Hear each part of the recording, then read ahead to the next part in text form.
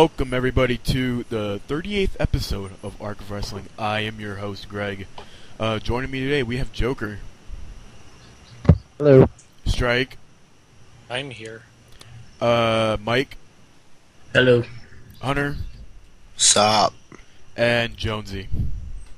Yo. Alright. This week was Raw 1000, everybody. How'd you guys... Probably one of the most anticipated shows. I believe it was a lot more anticipated and a lot more advertised than most of the pay-per-views this year. But did it live up to his hype? Nope. It would never live up to it. It was garbage. Let's find out. Let's find out. Let's not just, let everybody skip to the next segment or something. Let's find out. We open up Monday Night Raw with Vincent K. McMahon. He strolls down, and he comes out just to thank all the fans. And the fans are doing the "We're not worthy," thank you Vis chant starts erupting, and then he just automatically welcomes D-Generation X. Triple H and Shawn Michaels head down the ring. They're about to do their, they do some DX comedy, and they're about to do the usual DX thing until they say they're missing people. Introducing X-Pac, Road Dogg, and Billy Gunn all come down to the ring. They're riding the army tank truck from the WCW Invasion years ago, and they reunite with DX all in the ring. That alone, those first couple minutes into Raw, what were you guys thinking? It's doing pretty good for itself so far. So far, so good. It was doing alright. Did you have the nostalgic feel that WWE was trying to go for the show? Like when Road Dogg, X-Pac, and Billy Gunn hit the ring? I don't At that think point, yeah. nostalgia would apply to me. Because Strike, yeah. I only watched a very little bit back in 2000. Yeah. So, I felt, first time watching it, I was freaking out. Second time around, I still felt it was something special. They poke fun at Shawn Michaels posing for Playgirl. They said that Triple H says that he'll see everyone at Raw 2000, which will, for my estimation, 1993 to 2012. That was about 20 years. No, that's about 17 years. So, Raw 2000 will probably be around 2030, 2029. Yay. So, Whoa. probably around that time, Triple H will be CEO and chairman of WWE. Who knows? Or he might be dead. Or he may be dead, and Stephanie may take over, or someone else. Maybe Kids. Maybe WWE will go bankrupt, and someone else will buy him out. It's a band of midgets going to be the TNA owners. will buy him out. Oh yeah, yeah. TNA is going to become the biggest corporation ever. Yeah, if TNA can last that long. Who knows? Suddenly ROH buys them out. Oh yeah. It'd be funny if Ring of Honor bought out TNA. That'd be absolutely hilarious. They get interrupted by DX. I mean, not by DX. What am I? There's the first fuck up of the night. They get interrupted by Damien Sandow. He walks out. He says that they're a bunch of degenerates. Sandow runs them down some more, but acknowledges that DX could beat him down and dispose of him like trash. Sandow says that he won't be a victim if they do, that he'll be the martyr for anyone who appreciates a sophisticated mind. DX discusses this as a group as Sandow looks on. HBK connects the Sweet Chin music, and then the worst Sweet Chin music ever in history. Was it? Yeah. The two times that I watched it, I missed the Sweet Chin music. Actually, he was standing still and he sideswiped him. Oh, okay. He didn't connect. He's brushed him. And then Triple H grabs him for the pedigree. They tell everyone to suck it before DX hits the music, and they celebrate some more. Be back and make a phone call. They disrobe Sandow and they toss him out of the ring. There we go. That was the opening segment. What'd you guys think? Sandow got a lot of anti or pro DX. I don't know how to say it. He got cheered a lot because he was up against DX. Or booed a lot. You believe Sandow being out there? Do you think Sandow being out there probably helped give him more people seeing who he is now? Is he going to get recognized more going on into the future? Probably, but that entire segment was basically everybody hating on whoever was against DX, not so much as Sandow himself. Yeah. Okay. We get hype for The Rock's return for tonight, and also still to come, Brock Lesnar answers Triple H SummerSlam Challenge. Cole and Lauder also hype AJ Lee and Daniel Bryan's wedding for tonight. They plug tonight's WWE title match, which would be CM Punk versus John Cena, as Cena will be cashing in Money in the Bank. Back from commercial, we get Jim Ross comes out and joins Cole and Lawler on commentary. And we have our first match of the night, which is Rey Mysterio, Sin Cara, and Sheamus versus Chris Jericho, Dolph Ziggler, and Alberto Del Rio. Already, beginning of Raw, we get a reunion from DX, all members of DX except Chyna due to her background in porn now. And Tori. Oh yeah, and Tori. And then you could also throw in Rick Rude in there and Stephanie, because Stephanie was part of DX for a while as well. And then we get a very star-packed match. Everybody in that match has been at least on the top of their game, and probably except for Sin Cara. But I truly believe the match fell flat on its face. It didn't. It came off as, this would be like the main event for SmackDown.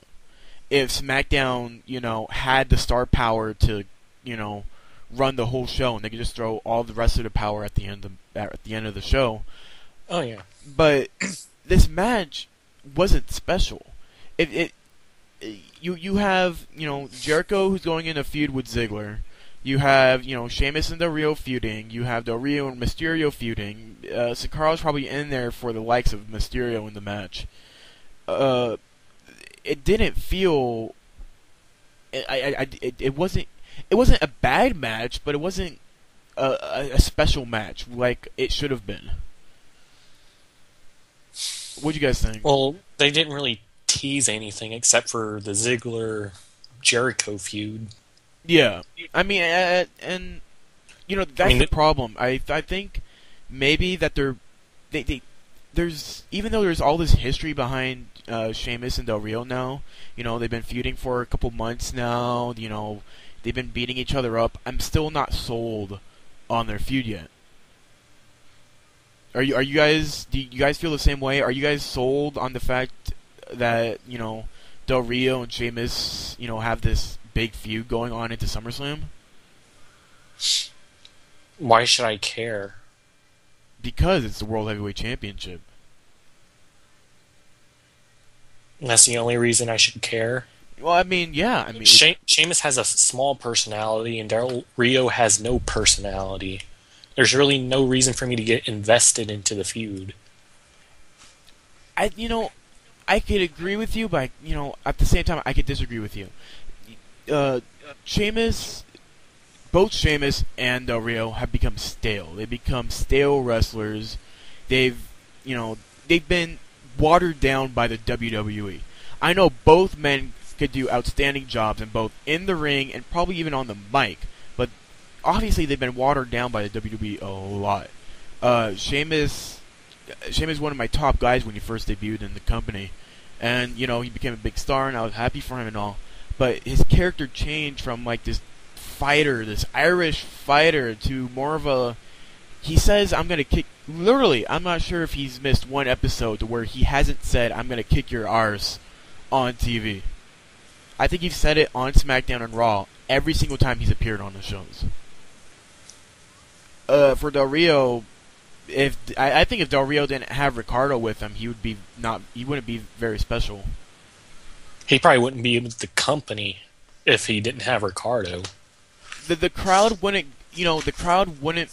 be behind him as much, or hate him as much if he The didn't crowd's have completely Ricardo. indifferent to him just about. No, they hate Del Rio. Del Rio being played as a heel, it's working with the crowd. People hate him when he comes out. He's playing the aristocrat, but also he's not as well. How is he playing the aristocrat? With- He just with- comes with out the- in a car, with and the that's fancy about it. cars and all that. He portrays the aristocrat, but when he gets on the mic, he doesn't. He's not. He's live from the looks of it. He's living the gimmick, but he's not playing the gimmick. You understand that? Yeah. If his character was more focused around I have the money, I have the Mexican background, I'm the better wrestler, but I could still own all of you and still own my thousands of cars that I have in my house. But he's not playing that. He used to play that gimmick when he first debuted, but he's not anymore.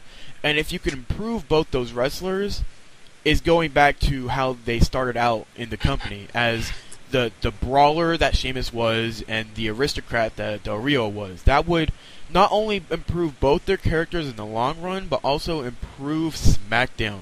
Because SmackDown has been very boring as of late. Question: why did Jonesy leave? I don't know why Jonesy left. Did he say something in chat? Nope. Oh, he logged off. Where'd he go? Invite him back in then. He's offline. That is very weird. I'm gonna bring him back in the group anyways. Someone leave the call and invite Jonesy back. But anyways, Alright. Winners of the match was Sheamus, Sin Cara, and Rey Mysterio. Going forward, now that we have next week is SummerSlam, I believe, or is it in 2 weeks? I'm not quite sure about that. But going forward, I don't think SummerSlam's in 2 weeks You because that's not enough time for a proper build up. I feel. Well, I'm trying to look it up right now to see where SummerSlam is. There's probably people listening to this right now being like, "Oh man, they don't know when SummerSlam is." Oh, it's in 20 days. Okay, so it's in 3 weeks. About. Yeah, Um, that feels about right. So, where do you think they're going to be going with this? Do you think Ziggler is going to cash in on Sheamus before SummerSlam or at SummerSlam? It's probably going to be at SummerSlam, though. I don't know why they didn't have him cash in tonight, or not tonight, Monday. Yeah. Well, one of the things I don't understand is they're building up this match. It's going to be Del Rio. Oh, okay. Sorry about that. It's going to be Del Rio and it's going to be Rey Mysterio. That's the feud that they're building up to, and I think that's the match that they're going to be showcasing at SummerSlam. Whoa. What? Del Rio versus Mysterio. Okay, can you say that after the SmackDown review? Why? Because you're entirely wrong. Or did you even watch SmackDown? No, I know Del Rio won on SmackDown. Oh. I know he did, but I'm not quite sure. Was that match set on SummerSlam?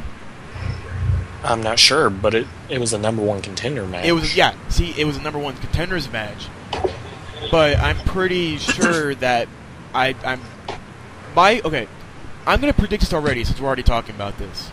My prediction for it: Del Rio's gonna have a match either leading up to SummerSlam, or he's gonna have a match against Sheamus on SmackDown leading up to SummerSlam. Del Rio's gonna lose or win. No, Del Rio's gonna lose. Period. And Ziggler's gonna cash in. That's my prediction. Ziggler's gonna be champion on SmackDown, and going into SummerSlam, it's gonna be Ziggler versus what's his name? Sheamus. What do you think? Who's Sheamus going to face at SummerSlam, though? Ziggler. Del Rio and Ziggler. Why would Ziggler cash in early, then? He doesn't have to cash in. Well, yeah, he kind of does have to cash in. No, he doesn't. Okay, why not? He can be added as a number one extra number one contender. No, I don't. Since he already has a number one contendership, he has to kind of cash in. You're not going to give him 2 number 1 contenderships and be like, okay, work with that. Edge was sort of in this situation during that Gold Rush tournament back in 2005 or whenever he won the first one. Yeah, he was in a number 1 contender tournament and he became number 1 contender for a title, even though he had the Money in the Bank briefcase. But wasn't that? And then I think Del Rio was in the same position, but he lost the first round. Wasn't that his first run as Money in the Bank though? Yeah, but he had 2 title shots. But see, that doesn't make sense because if why doesn't it make sense? He won a tournament. Well, first. Well, no. I mean, that was WWE. Not really knowing what to do. But they just made Money in the Bank. They're testing it out, and they probably gave him 2 number 1 contender shots. But see, that didn't make sense to me, and it still didn't make sense to me back then. So it doesn't make sense to me back to now. If you already have a number 1 contender shot, and you could cash in whenever you want, why give a person another number 1 contender shot? It doesn't make me comprehend why they would do that. Okay, let's give them 2 opportunities when some other people can't even get 1 opportunity. So obviously, I don't see Ziggler going. I could either see Ziggler cashing in SummerSlam or not, because my predicament is there's so much feud. SmackDown's not getting the attention it should be deserving, since there's so many feuds going on. You have Del Rio feuding with Mysterio. You have Del Rio feuding with Sheamus. You have Ziggler feuding with Sheamus. You have Ziggler feuding with Jericho. You have you have like a mutual respect yet kind of like back and forth with Sheamus and Mysterio. It's weird. There's so many conflicting storylines that by the end of SummerSlam, I'm not sure if it's all going to work. If it's all going to wrap together nicely. I think there's going to be one storyline that's going to be dropped. Whether it's going to be Ziggler versus Jericho, or if it's going to be Mysterio versus Del Rio, because Sheamus needs to face someone at SummerSlam, and if we want Ziggler and Jericho to feud and Del Rio and Mysterio to feud, who is Sheamus going to face? Anything? Muhammad Hassan. Perfect. Absolutely perfect. One thing, and I was going to say this during the news, but it's kind of relevant to SmackDown since... Oh, well, there's 2 people that could do it.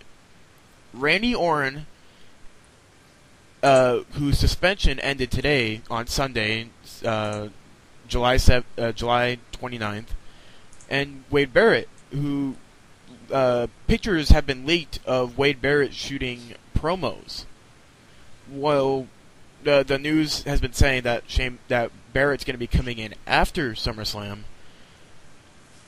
Could that mean that we could be seeing Orton somewhere, probably facing Sheamus at SummerSlam? I'd rather it be Wade Barrett. I think we all rather see Wade Barrett face Sheamus. But I'd rather see Ziggler go ahead and just cash it in, but no telling what's going on there. With Del Rio going after Mysterio, and with Ziggler going after Jericho, I can see Jericho putting over Ziggler and Ziggler winning their match at SummerSlam, and then I could see Mysterio getting a win over Del Rio at SummerSlam, and then seeing Orton versus Sheamus in the main event, and then seeing Ziggler cash in either on Orton or Sheamus, depending on which one is going to take the belt at the end of the night, and Ziggler becoming the new World Heavyweight Champion. I missed it, what? I'm not repeating that. Fuck that. No, I went to go get a drink. I'm sorry. I'm going to say it really quickly. Ziggler, Jericho puts over Ziggler. Sheamus, Del Rio. Mysterio, Del Rio. Mysterio wins over Del Rio. And Orton versus Sheamus. Either one wins. Ziggler cashes in on the winner. He becomes new World Heavyweight Champion at SummerSlam. That's my prediction for SummerSlam. Those are going to be the 3 big matches for SmackDown. Because they've already been they've already said that they're going to be pushing Orton, hugely when he returns, and it's been speculation that Orton could be returning either on Monday, tomorrow night, or on Friday Night SmackDown. He'll be on Raw. He'll probably be on Raw. So if they're going to be pushing him into the title scene, I could definitely see him, since Punk's already starting his big feud, and we'll get to that when we get to Punk later on in the show. I could totally see him Orton face Sheamus at SummerSlam. That would be the first main event in the history of main events. What? I said that would be the first main event ever. What do you mean first main event? Worst. Oh, worst. No, I think it would be good. I don't want to see Orton Sheamus again at SummerSlam. You're probably going to see it. We saw that, what did we see? We saw it in 2010? Okay, we saw Punk Cena last year. Okay. And we're probably going to see him this year. But we will get to that when we talk about it, as we'll move on from we just went on our SmackDown tangent. We go on and we see JR left commentary. He commentated that first match, and that was it. Very weird. And then we see some tout videos. This is WWE pushing the social media, and they start showing tout videos of fans congratulating AJ and Bryan on their wedding. I still don't know what tout is. Tout is like Twitter, but with 15-second videos. Oh, so it's stupid. Yeah. Okay, then. That's all I need to know. Cole and Lawler then start talking to actor Charlie Sheen via Skype. The man who was supposed to be the social ambassador on Twitter until he quit Twitter a couple days after he was announced that he was going to be the social ambassador during Monday Night Raw 1000. So they start talking to him, and then he says some random things, and then they said they're going to check back on him. So expect Charlie Sheen later on in the show. Yay, Charlie Sheen on tout, yay. Yeah. We get a video package of Daniel Bryan proposing to AJ, and then it's a backstage segment with AJ and Layla. I thought this was the funniest segment of the night. Great. Yeah, only one part of it was really any good. No, I thought it was when the first time I watched it, I was almost pissed my pants when I first watched it.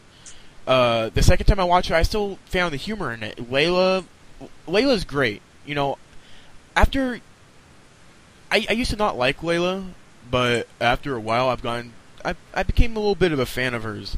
She makes some crazy faces, and that builds on her character, and I'm not sure if she's ever going to work with that or not. AJ was great during the segment, but what made this segment amazing was when Mae Young walks into the doorway with a man who's actually a creative writer on the show. Usually if they need extras, they'll use the creative writers as, backstage people or something like that. This is a creative writer dressed up as the hand that Mae Young gave birth to with Mark Henry back in the Attitude Era. Now, I wish Mark Henry was there, but the segment alone, great. It was absolutely great. And I loved it. And I thought that was at least one of the best segments of the night. It was funny, but it wasn't the best segment. We'll debate that as we go on. A Sonic waitress comes down on roller skates through the crowd and gives some smoothies to Cole and Lawler. Product That's pretty placement. funny. Product placement. No, and I'm going to say this right now. Expect this to happen every week, as long as Raw stays 3 hours. Because to put on a 3-hour show live costs money. Costs a lot of money. And my guess, with WWE stock being about $8-7 now, they're probably not they're not in a great bind with money. I mean, they're starting up the network. They're starting, now they're moving to 3 hours. They're probably really tight on money, and so there's going to be a lot of product placements through the show. And there's still more product placements in the show to come. And one of them was probably the worst performance I've seen out of Michael Cole. Period. Moving on to the next match, Jack Swagger versus Brodus Clay. How fast was this match? Like 3 seconds. Like, really? He comes in, Clay takes the mics, introduce Dude Love, okay? Dude Love comes out with Brodus Clay. It is one of Mick Foley's alter egos. He watches by ringside. Pretty much, Swagger rushes Clay. Clay dodges it and suplexes Swagger. Clay nails the splash for a win.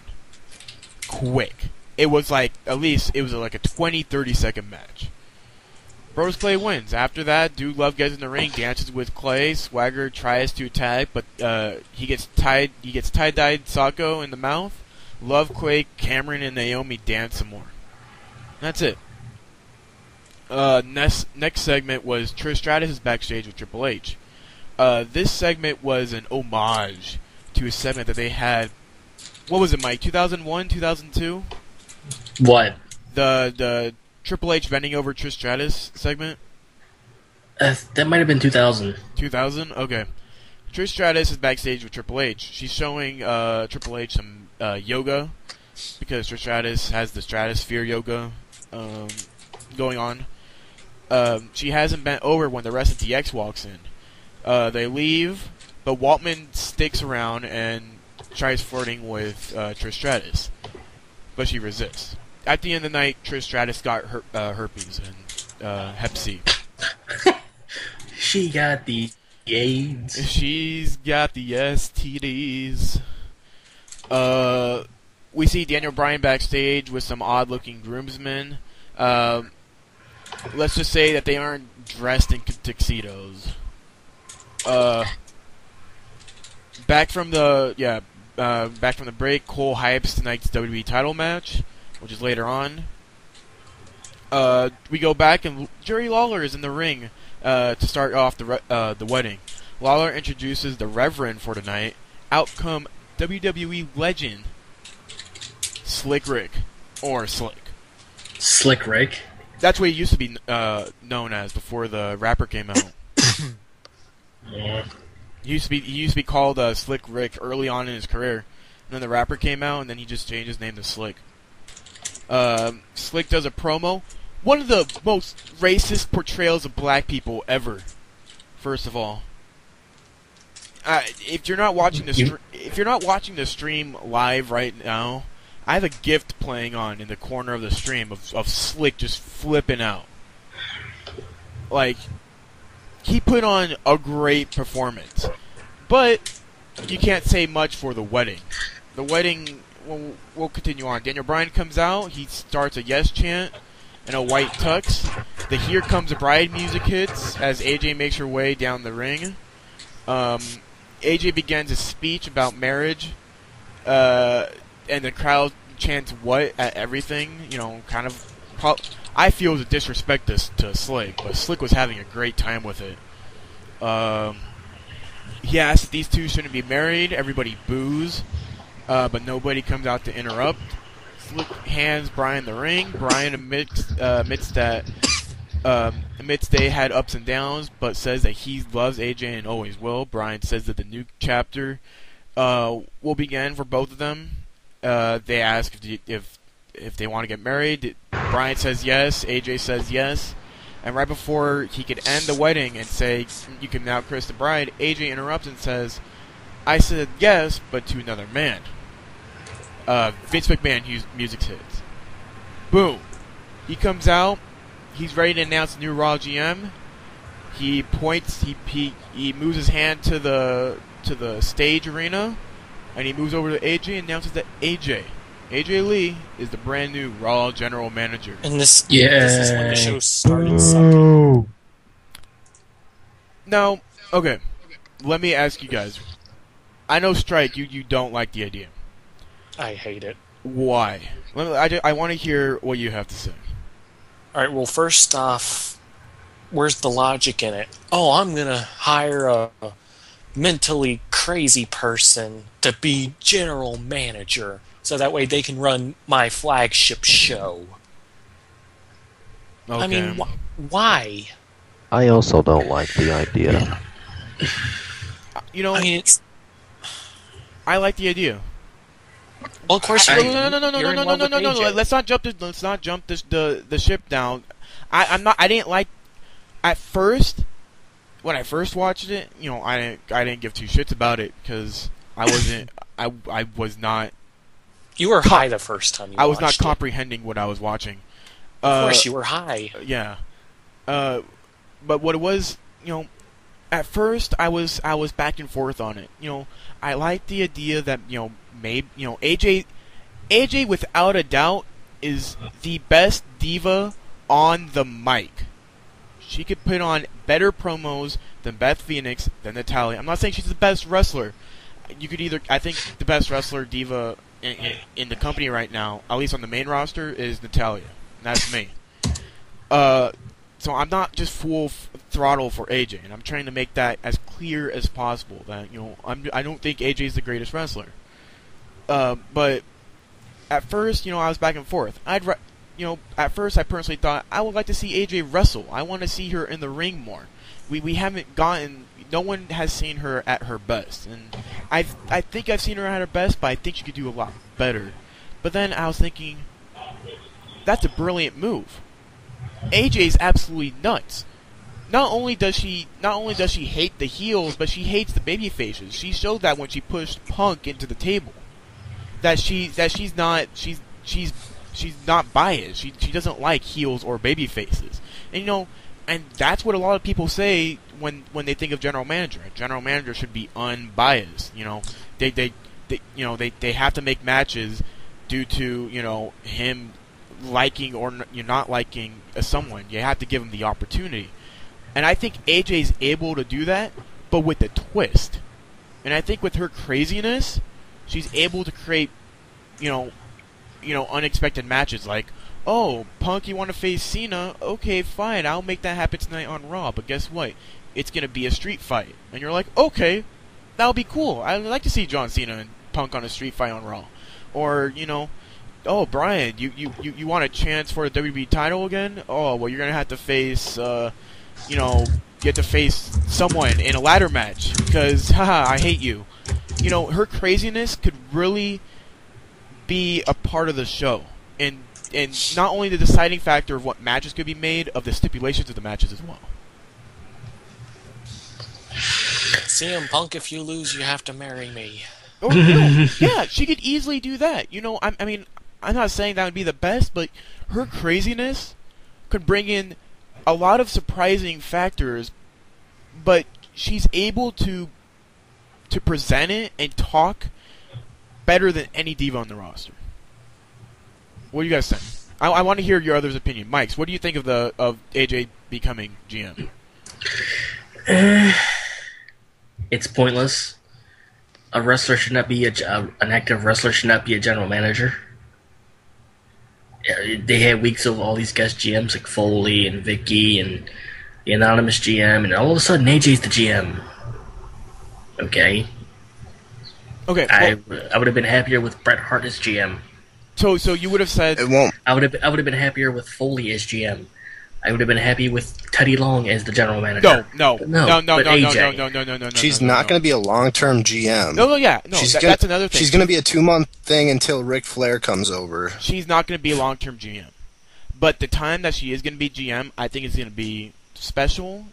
You know, I think WB has plans of what they will do with her as GM, but most likely when Ric Flair returns, when still, people were wondering why Ric Flair wasn't in was on Raw 1000 even after the lawsuit ended. He still has to do his 90-day no TV clause deal with TNA. He still has to do that. He probably still has some other things to do with the WWE, like advertising and all that. By the time AJ's done as GM, I think it's gonna be special. I think I think as long as AJ's, her run, the 2, 3, 4 month run that she's gonna have as GM, is gonna be great because she's already built up. She already has a lot of momentum behind her, and I think she is one of the special people that she could run with it. And she's already proven to everybody that she could take a storyline, she could take an angle, and she could run with it and turn it into something much bigger and stronger. That's just my look on it. Big Vato 197 said he thought Edge was going to be GM. No.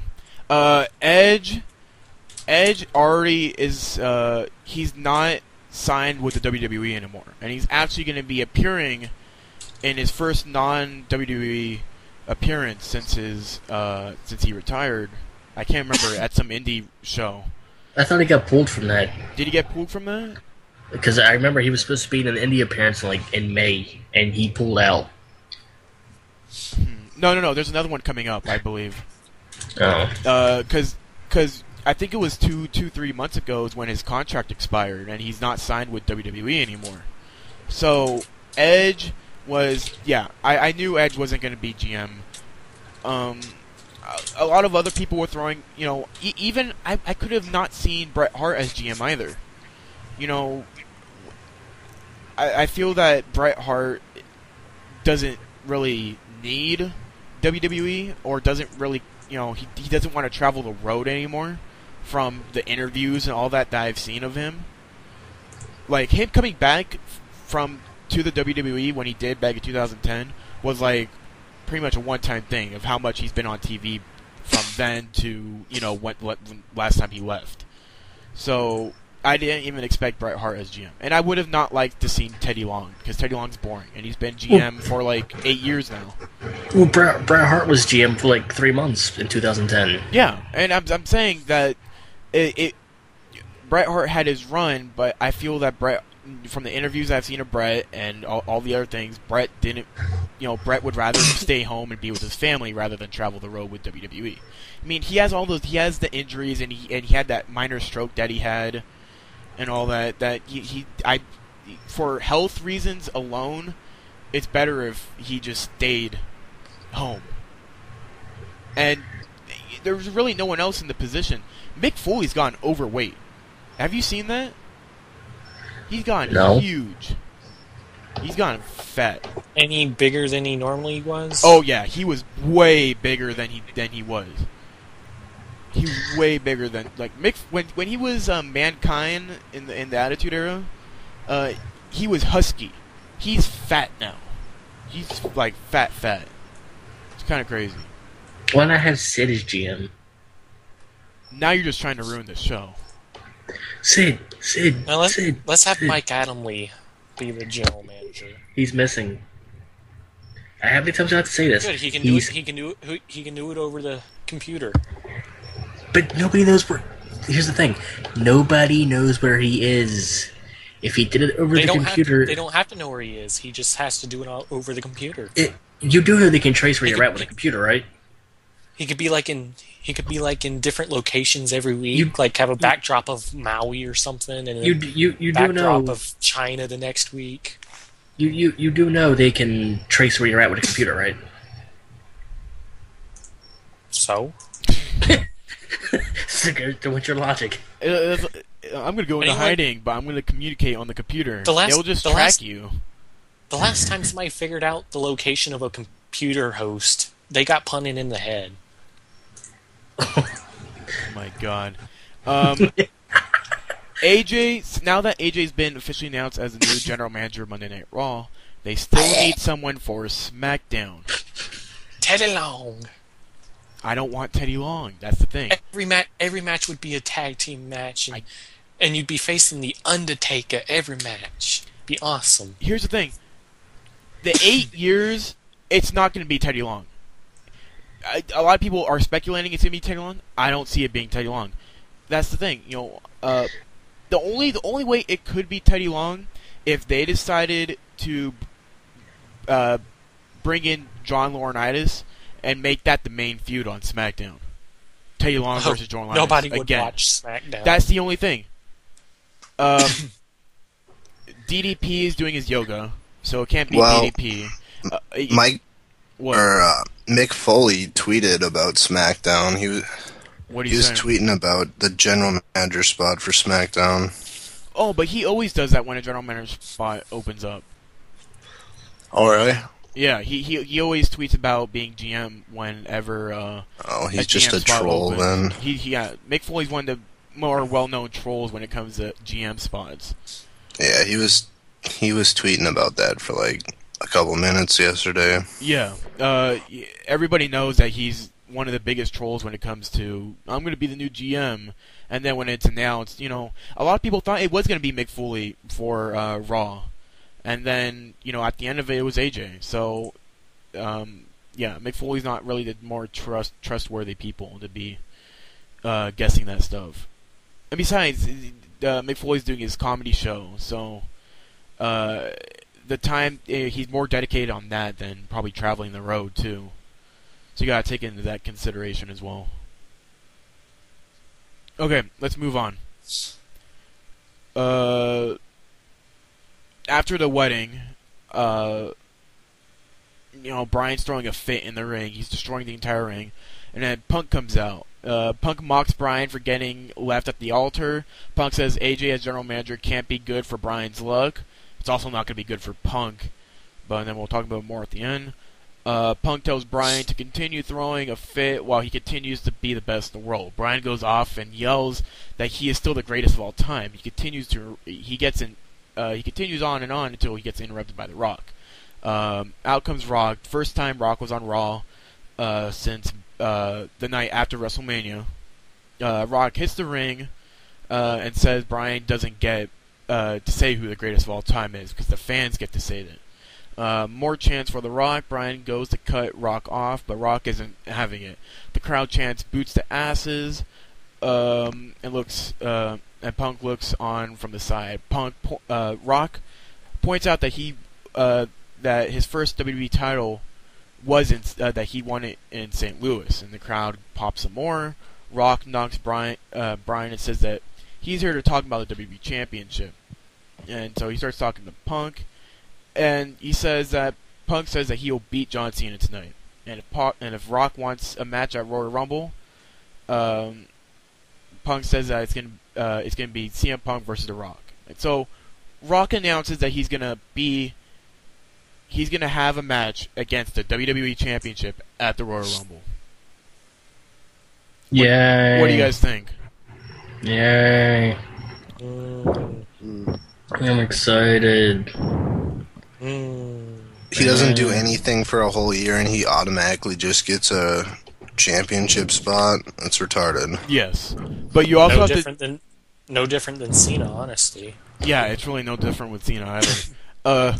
The thing is, this I think is connected to Triple H wanting longer title runs. Obviously, Punk is going to be keeping his WWE title either until Night of Champions, in which it's been rumored or speculated that Cena will be taking the title at Night of Champions, or Punk will be going probably straight to Rumble, keeping it for longer than a year, and facing The Rock at Royal Rumble. But most likely we are going to see Rock and Punk face at the Royal Rumble, and then we're going to see Cena versus Rock 2 at WrestleMania. Or a triple threat match, CM Punk, The Rock, and John Cena. No. You don't think so? No. It's too big of a match for the Royal Rumble. No, for WrestleMania. Oh, no. That's not going to happen. You don't think it's going to happen? No. Okay. They're gonna do Cena Rock 2, and yeah, it's gonna be great. And then Cena will 100% win at the end of the night. Well, of course, if The Rock's got the belt. Yeah. Because But here's the... I'm not. Is Mike is The Rock signed for after WrestleMania 29? Nope. And Brock Lesnar isn't signed either. Nope. It's pretty much a given The Rock and Brock's not happening at WrestleMania. Yeah. And that probably should have been speculated from the beginning. where Brock Lesnar may go, I think it's still getting speculated that it's gonna be Brock Lesnar versus Undertaker. Well, if The Rock's got the belt, it's going to be Brock and Undertaker. Yeah, most likely. Because then, here's the thing: The Rock's going to have to defend the title at Elimination Chamber. Is he going to be willing to stay on TV for 4 months consistently? I don't think he's going to be on TV consistently. Well, then don't put the belt on him. It's going to happen though. I don't want a part-time champion. It's going to be a part-time champion. I don't want a guy who's going to show up once and then disappear for 2 months. No. Come back. What's going to happen is he's going to appear at least 2 weeks every month until WrestleMania month, or at least the week between Extreme Rules and Mania, where he's probably going to be there the full 4 weeks. He's still gonna have to fight every pay-per-view. He's gonna have to defend the belt at Elimination Chamber. Yeah. And he will, and he's probably gonna defend it against Punk. So we're gonna get 2 matches between Rock and Punk. And then Cena's gonna win the Elimination Chamber. No. For the number one contender. Oh yeah, that's probably what's gonna happen. Because the SmackDown guy's probably gonna win over Rumble. Yeah. Because they're not gonna have The Rock defend the belt in Elimination Chamber. Yeah. Unless he comes out last and does all of his big moves and then wins the match. No, most likely it'll be a separate match. Most likely the Raw Elimination Chamber. Most likely the Elimination Chambers are going to be number 1 contenders matches. Don't you think, or probably not? The Raw one will be. The SmackDown one will have the belt. Okay. Yeah, that sounds better. So yeah, because I just can't see The Rock defending the title in the Elimination Chamber. No, I can't see it either. It's not just because Rock's a big it's the fact that Rock needs to be the main focus, and with Elimination Chamber, he can't be the main focus with the 5 other guys in the ring. So yeah, let's move on. After Rock gives the rock bottom to Bryan, and we end as Lesnar's return is hyped up, and tonight's WWE title match. Back from break, and Justin Roberts introduced WWE Hall of Famer Bret Hart as a special ring announcer and timekeeper for for the next match. Bret Hart comes out with a big pop. Bret says one of his best moments of his career was winning the Intercontinental title from Mr. Perfect. Bret says it's an honor to be here and to do introductions for the match. WWE Intercontinental match. The Miz versus Christian as your champion. Solid match. It was solid, but it wasn't great. It wasn't the best from both guys. And I think we're gonna see a really good match out of both guys at SummerSlam. It's one of those instances where it's like you gotta make the fans pay to see what they want to see. So they're gonna continue. I think they're gonna continue to have Christian and Miz go at it, but they're only gonna have the best matches at the pay-per-views. But it was still a really solid match. What do you guys think about it? I didn't. It was stupid to bring out Bret Hart just to announce a match. You knew Hunter.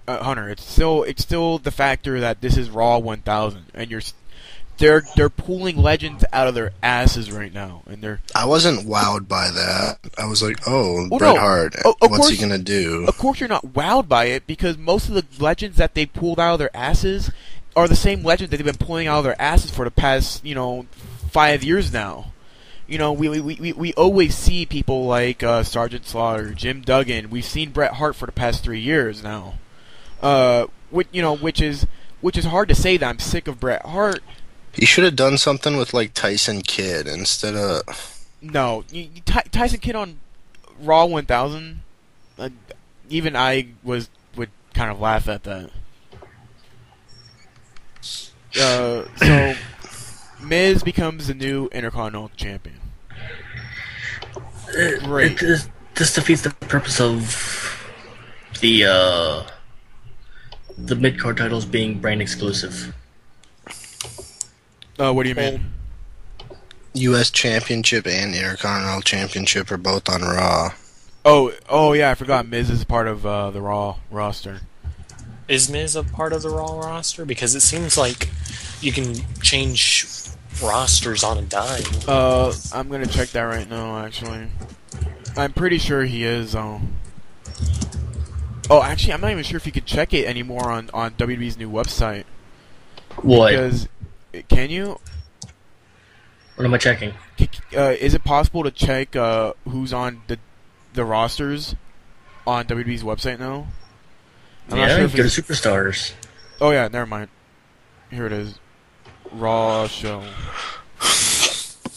Let me check M. Yep, Miz is on the Raw roster, according to WWE's website. So yeah, both the Intercontinental Championship and the U.S. title are on Raw. So yeah, it does defeat the purpose of the brand split. But it was still a great match. It got Miz back up on his feet. Most likely by the end of the year, we'll hopefully see Miz somewhere in the top again. Moving on, we get Cole and Lawler talking to Charlie Sheen again. Yay. He's happy to see The Rock back, and he talks about the Bryan and AJ wedding. And we go back to Sheen later on. He kind of shits on Daniel Bryan. Cole and Lawler hype up tonight's WWE match. Cole's plugging Tao when he's interrupted by the commercial break. Back from break, we get a Raw 1000th video of Regis Philbin talking about how much he loves WWE, and he congratulates them on the 1000th episode of Raw. Now it's the Brock Lesnar Triple H segment, but he's still dressed in his DX gear. He says how much fun he's had, so it's time to pick up the intensity, and he knows Brock is here and calls him out. He wants to fight Lesnar at SummerSlam, and then Paul Heyman comes out. They talk around. Heyman still says that Lesnar will not fight Triple H at SummerSlam. Triple H calls Lesnar a little coward, a little bully. Triple H wonders if Lesnar is afraid of him. Heyman mocks Triple H for resorting to name-calling. Then Heyman mentions his kids. He says and then Triple H, he grabs him by the throat. He says, "Don't talk about my kids." Heyman apologizes and says that he's sorry for Triple H's children. This causes Stephanie McMahon to come out. What do you guys think of Stephanie's return? When Stephanie first came out, the lighting was just really weird, or it was just the way she held her head, but it freaked me out a little bit because her face looked weird with that kind of lighting. It did? I didn't notice.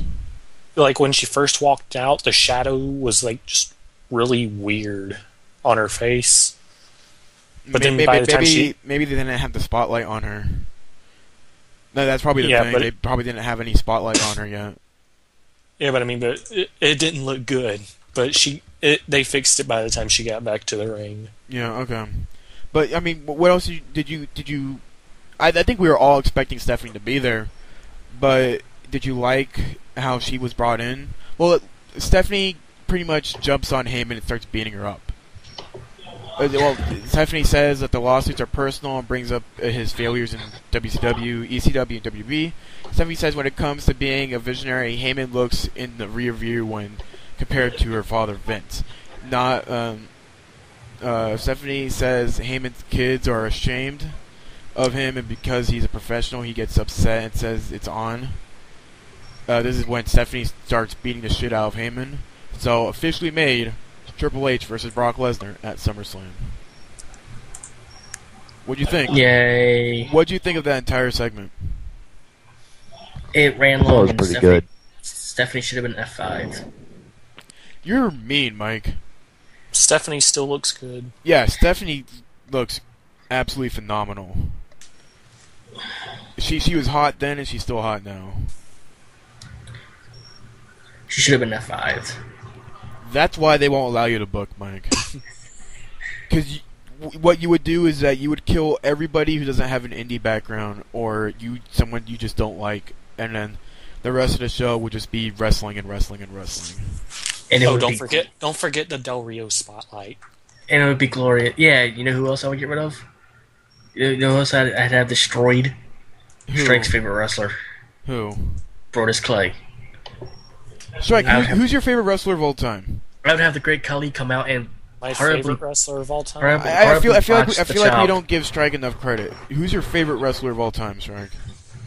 That's how we will look at you from now on. If you tell us your favorite wrestler. I haven't really thought about it. Okay, how about this? Think about it. Write down names, and by the end of the show, I'll ask you, and you have to give us an answer. Okay? Sure, why not? Okay. And then we'll move on. More hype for the WWE title match later in the night. We're going on to the third hour now, I think. This is the start of the third hour. Heath Slater comes out. Oh, first we get a Stone Cold Steve Austin commercial. Then Heath Slater comes out. Oh wait, messed up again. First we get randomly United States Champion Santino Marella and Hornswoggle come out. They hand out, stuffed bears to everybody around the ring, and then they leave. United States Champion Santino Marella, and all he does is hand out merchandise. Best segment ever. Fuck you. Howard Finkel is in the ring. He's the special ring announcer for this match. And Heath Slater comes out. He takes the mic and says, what has happened in the past doesn't matter. Only tonight matters. Slater challenges the Legends to a no DQ match. No count-out match. Music hits, and out comes Lita. Slater takes the mic and laughs, but accepts the challenge. Lita gets the mic and says that she's brought protection. Out comes Bradshaw and Farouk. The return of the APA. I believe the last time the APA was on TV was the 15th anniversary, was it? I don't know. That was a while ago. Were they as the APA though? Yeah, I think they were at the APA. I know they've done an APA reunion before they officially broke up. But I can't remember what day it was. All the LOD music hits and all the legends that Slater faced in the recent weeks: Animal, Sid, Vader, Rikishi, Roddy Piper, Diamond Dallas Page, Dwight the Clown, and Bob Backlund. Also comes out with Sergeant Slaughter and Jim Duggan, who works as agents in the back, so he decided to call them out. And pretty much they throw Slater back in the ring. She hits the Twist of Fate while JBL hits a massive clothesline from hell. Slater sold that great. He sold that clothesline from hell perfectly. And then Lita hits the moonsault from the top rope, and she gets the win. Yay! All the legends come in the ring. Lita still looks hot. Oh, Lita looks phenomenal too. Banging. She's one of those divas that gets better with age. So she should have just came out. She should have just came out with her top off. That's pretty much what she was wearing. She was wearing a very revealing shirt. She should have just came out with her top off. She was very orange. I don't care. She just should have came out with her top off. I would have enjoyed it. Of course you would have enjoyed it, Mike. You were probably left the call during Raw. Who wouldn't have? Yeah, that's true. All the legends come into the ring and celebrate with Lita. Everyone stops, and Ron Simmons does the damn at Slater, and the legends celebrate some more and taunt Slater. We get a look back at the wedding as Vince naming AJ the new GM, as they show Rock laying out Bryan with the rock bottom. Former announcer Sean Mooney is backstage with Bryan. Bryan isn't happy about what happened or being insulted by Charlie Sheen, and already getting speculated around the internet is Charlie Sheen versus Daniel Bryan at SummerSlam. Make him tap out. And that's... While I think we all don't want to see that, even Charlie Sheen came on Twitter and said that if given the opportunity to face Daniel Bryan and given the right time, he would do it. Make him tap out, D-Bry. So, expect... And I don't like that for Daniel Bryan. Why is he getting put up against, just a celebrity like like Charlie Sheen, and he's probably gonna lose at the end. Well, of course, all celebrities win their matches. Yeah, most likely it's gonna be a DQ match, and probably someone like I don't know. Kane comes out and choke slams Daniel Bryan, and Charlie Sheen just goes for the pin. That's what's gonna end up being. That's probably that's what this sounds like. I'm not excited. I think that was one of the biggest disappointments of the night for me, was the hype of possible Daniel Bryan Charlie Sheen feud. We shall see. We shall see. Okay. SummerSlam is how many weeks? 20. It's 20 days, which is about 3 weeks. Yep. They got 3 weeks to build it up. 3 weeks from today. Yep. Yeah. Back from break, and Michael Cole's at ringside with WWE's 100 millionth social media fan, Alex Guerrero Jr. Viva la raza! And he talks about how he's having a better night than Daniel Bryan. They actually gave this dude time to talk on the mic. What the fuck? They gave him time on TV on Raw 1000 to even if he talked for 30 seconds, he was given more time to speak than Trent Beretta has been on TV. And that pisses me off. Are you mad? Yes. The next Raw 1000 video features Muppet Fozzie, or Fousey, whatever. Greg, you forgot one thing. What? Trent Beretta gets on Raw for more than 30 seconds. What? I think you just stumped him. Trent Beretta hasn't been on Raw, period. He was on Raw. When? During the Kane segment. Oh yeah, he got... Was he on? I thought that was Kurt Hawkins. That was Kurt Hawkins, dude. Oh, right. It was Kurt Hawkins. It was Kurt Hawkins. We'll get to those people later. Trent Beretta has been literally missing from the WWE for the past 2 years. He hasn't appeared on Superstars. He hasn't appeared on NXT. He hasn't appeared on SmackDown. He hasn't appeared on Raw. He's been missing, and he's still getting paid like crazy. So he's like Funaki. Yeah. He's sitting at home, and he's getting a weekly paycheck from WWE for, he ends up still getting like $100,000 a year for doing nothing. Hey, I would do it. Yeah. But I'm pissed because Trent Beretta is super fucking talented, and he's funny as hell if you look at, if you watch his stuff with Zack Ryder and all that. Speaking of Zack Ryder, he's backstage with Mean Gene Okerlund and John Cena.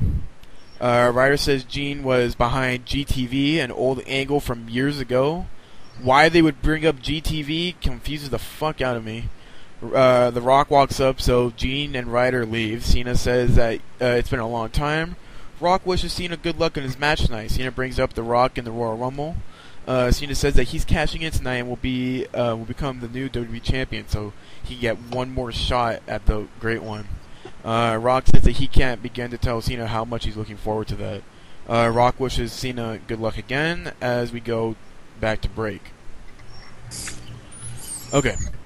Back from break, comes out Kane. Kane gets his pyro, but is interrupted by Jinder Mahal, Tyler Rex, Kurt Hawkins, Camacho, Hunigo, and Drew McIntyre. The Job Squad of 2012. They surround the ring. The lights. Nexus 2.0. Yeah. Or, wait, 3.0. Oh yeah, the core. Shut up. They surround the ring, but the lights go out, and here comes the Undertaker. Undertaker makes his entrance into the ring as Kane looks on. The other superstars are talking by ringside. Taker takes off his hood. He botches that. I don't know how. And then all the heels or all the jobbers hit the ring. Thank you for that long sigh, because that was loud as hell. Taker and Kane fight the jobbers. They all get taken out. Both Kane and Undertaker give Hawkins and Hunigo tombstones, and they pose, and that's it. They wasted a segment on The Undertaker. They wasted a segment on The Undertaker. For And that's a what? bad thing? They could have done that better. Yeah. They had him squash 6 nobodies. Literally. Six nobodies. Pointless. That was that competes for probably the worst. I mean, it was a factor of nostalgic feel. Like, it was to get people to see the Brothers of Destruction probably one last time together. But it could have been done so much better. It could have been a lot better. They could have gotten better people to do that. They could have just had a promo between Undertaker and Kane and have someone interrupt, and then doing the finisher on them, and then that's it. But they didn't make Kane speak. They didn't make Taker speak. They just had the jobbers come out, try to take out the two guys that have dominated the business for 20 years now, and then nothing. That's it. And it goes commercial. Well, I just want to point out this signifies that Kane is definitely a face. Oh, Kane definitely. Kane is Kane. No, yeah. Kane is Kane because he's booked. He's been booked in a match where he's teamed up with the heels. So Kane's a tweener. Let's just say that he's a tweener, because he's been changed from face to heel so many times that you can't keep up, and it's the point where you're just gonna have to settle for he's a tweener. We'll have to see how he goes going forward. If he's fighting heels on Raw and SmackDown every week, then he's a face. Yeah. Back from a commercial, and the announcers go back to Charlie Sheen on Skype. They ask him about Daniel Bryan threats from earlier. Sheen disses Bryan and says that he won't be hiding from him. Lawler asks if Sheen is challenging Bryan to a match, and he says Bryan can interpret it however he wants. Cole teases that there may be a confrontation at SummerSlam. So maybe not a match, but probably just like a promo between the two. Yay. But most likely we're going to be seeing them. And when Lawler says something like, "Is Sheen challenging Bryan?" you most likely you're going to expect it to happen, because Lawler's usually quiet when it comes to. But if he says something that hints at the future, it's probably going to happen. And we go to the main event of the night. WWE champion match. John Cena cashes in Money in the Bank on CM Punk. And we have our title match with John Cena versus CM Punk. Slow match, surprisingly. Very slow. I didn't like it at all. They did a lot of covers and reversals, and then they broke up and they looked at each other. And they go back for more, and then they break up again, and they go back for more, and they break up again. They started picking up the pace a little bit in the middle of the match, but then they lost the momentum. And then Big Show comes down and spears Cena. This causes Cena to get this causes a disqualification. Cena wins the match by DQ, which causes Punk to retain his title, and Cena not getting another opportunity for the championship. But most likely, we all know that he will be getting a championship match probably at SummerSlam. That all depends on my speculation. What's going to happen is Cena is going to be wrestling Big Show for the number one contender shot for the WWE Championship in some sort of speculation match, and it's going to end with Cena winning, and that's all going to be set up by AJ. Yeah. So most likely Cena's going to beat Big Show in the coming Raws, become new number one contender. We're going to see Punk, or we're going to see a triple threat match at the end of it. Who knows? After the bell, Big Show unloads on Cena, and Punk looks on. Show stomps away on Cena after beating him down. Show continues to beat up Cena while Punk does nothing about it. The Rock's music hits, and here comes The Rock. Well, first, when Big Show speared Cena, the referee was down, and Punk was thinking about pinning him, because that would have not been the right thing to do. Mhm. Punk finally covers Cena after like 7 minutes of looking at him laying on the ground, but he gets a 2 count, and then this leads to the disqualification, and then The Rock comes out, but when Rock does the people's elbow, Punk gets into the ring and clotheslines The Rock. He actually hits it. I thought he hit him with a knee, but he hit him with a No, clothesline. he hit him with the clothesline first. I hate The Rock's selling. He acted like A fish. A dead fish. yeah. And The this selling is is different from The Rock. How? Yeah, The Rock usually sells like that. There's actually a collection of gifs of him selling the same way that he sold the GTS that night. It looked like he tried to windmill a couple times. He looked like a fish out of water. It was stupid. When he first got hit, he windmilled once or twice and then he fell over. Yeah. Oh my god. I hate his selling. It sucks. It's The Rock. He oversells while Cena undersells. Cena no Doesn't sell sells. at all. Or no sells. Period. You could break his rib cage and he would still not feel it. Well, he might once. No, he wouldn't feel it. He'd be like, "Oh, I'm Superman. You can't break my rib cage." Yeah. So after he hit the clothesline on Rock, Lawler says Punk just turned his back on the WWE Universe. Which, honestly, Lawler would have never said that unless he was told to say that. And the fact that he was told to say that means that creative is looking for a Punk heel turn. And that's what happened tonight. Punk hit the GTS on The Rock. We have no one's on here it says mixed reaction for Punk, but more boos are to him. There were people cheering him. It was a lot of silence and clapping at the end of it.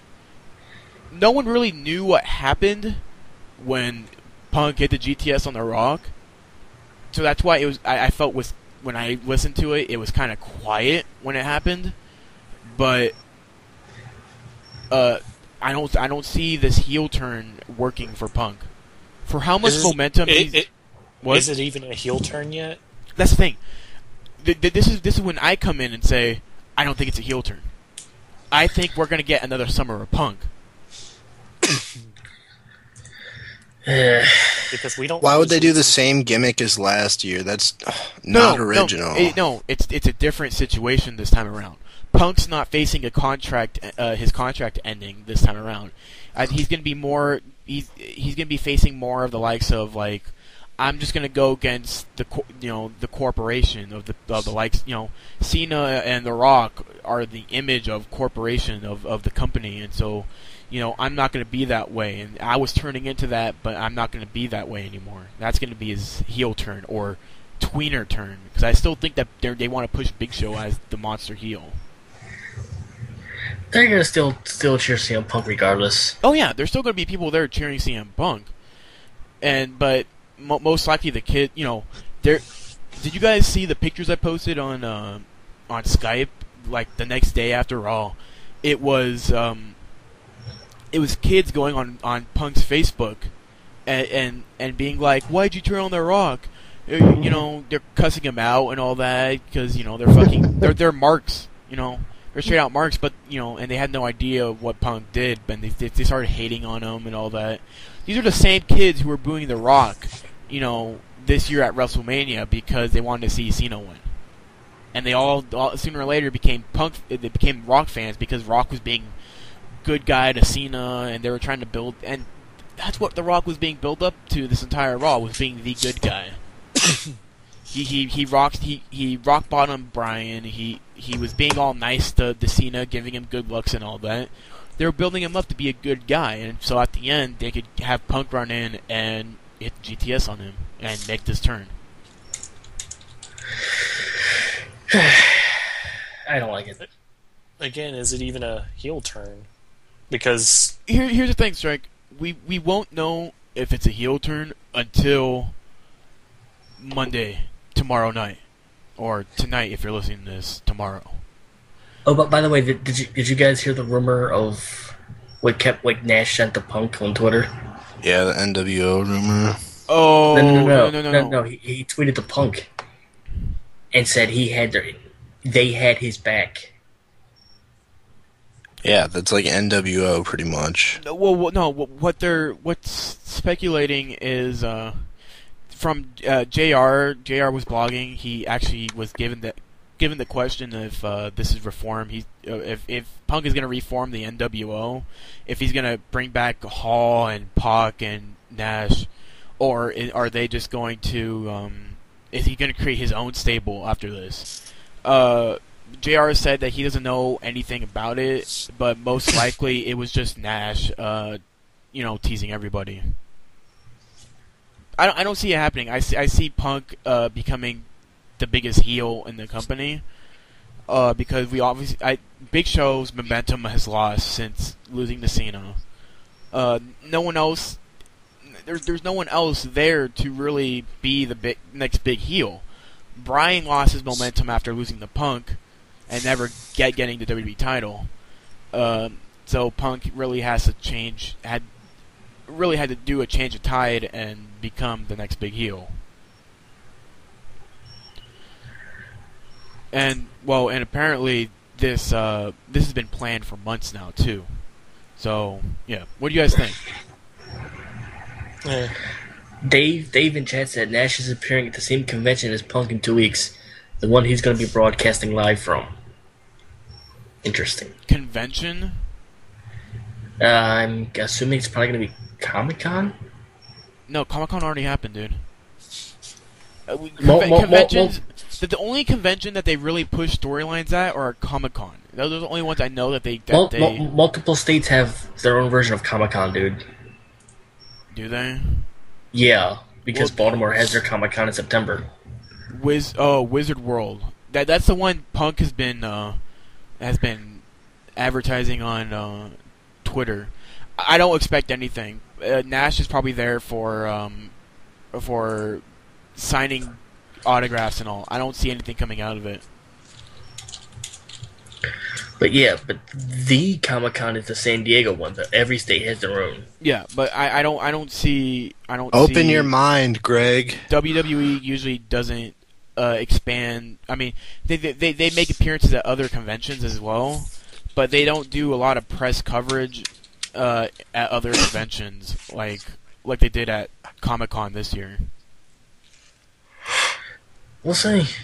I don't honestly. When I thought about this, I was coming up with my own storyline about this, and I was thinking that Piper, news came out and they said that they want to showcase legends every week, and so I was thinking, let's not have it every week. Let's not have a new legend come out every week. Let's have a legend be in a storyline. Wait, I have press credentials and I'm interviewing Nash. The con is setting it up. Well, I'm when I said that WWE doesn't do press coverage of different conventions. What I mean is that when WWE goes to conventions, they usually don't record videos of YouTube and on Tout and all that. They usually only do that on the much bigger conventions, which is Comic-Con. They do a little bit at E3. Only the major conventions, was it Wizard World? Isn't it's? I've heard of it before, or I've just heard about it, but they're not going to be any coverage that WWE is going to be releasing on it.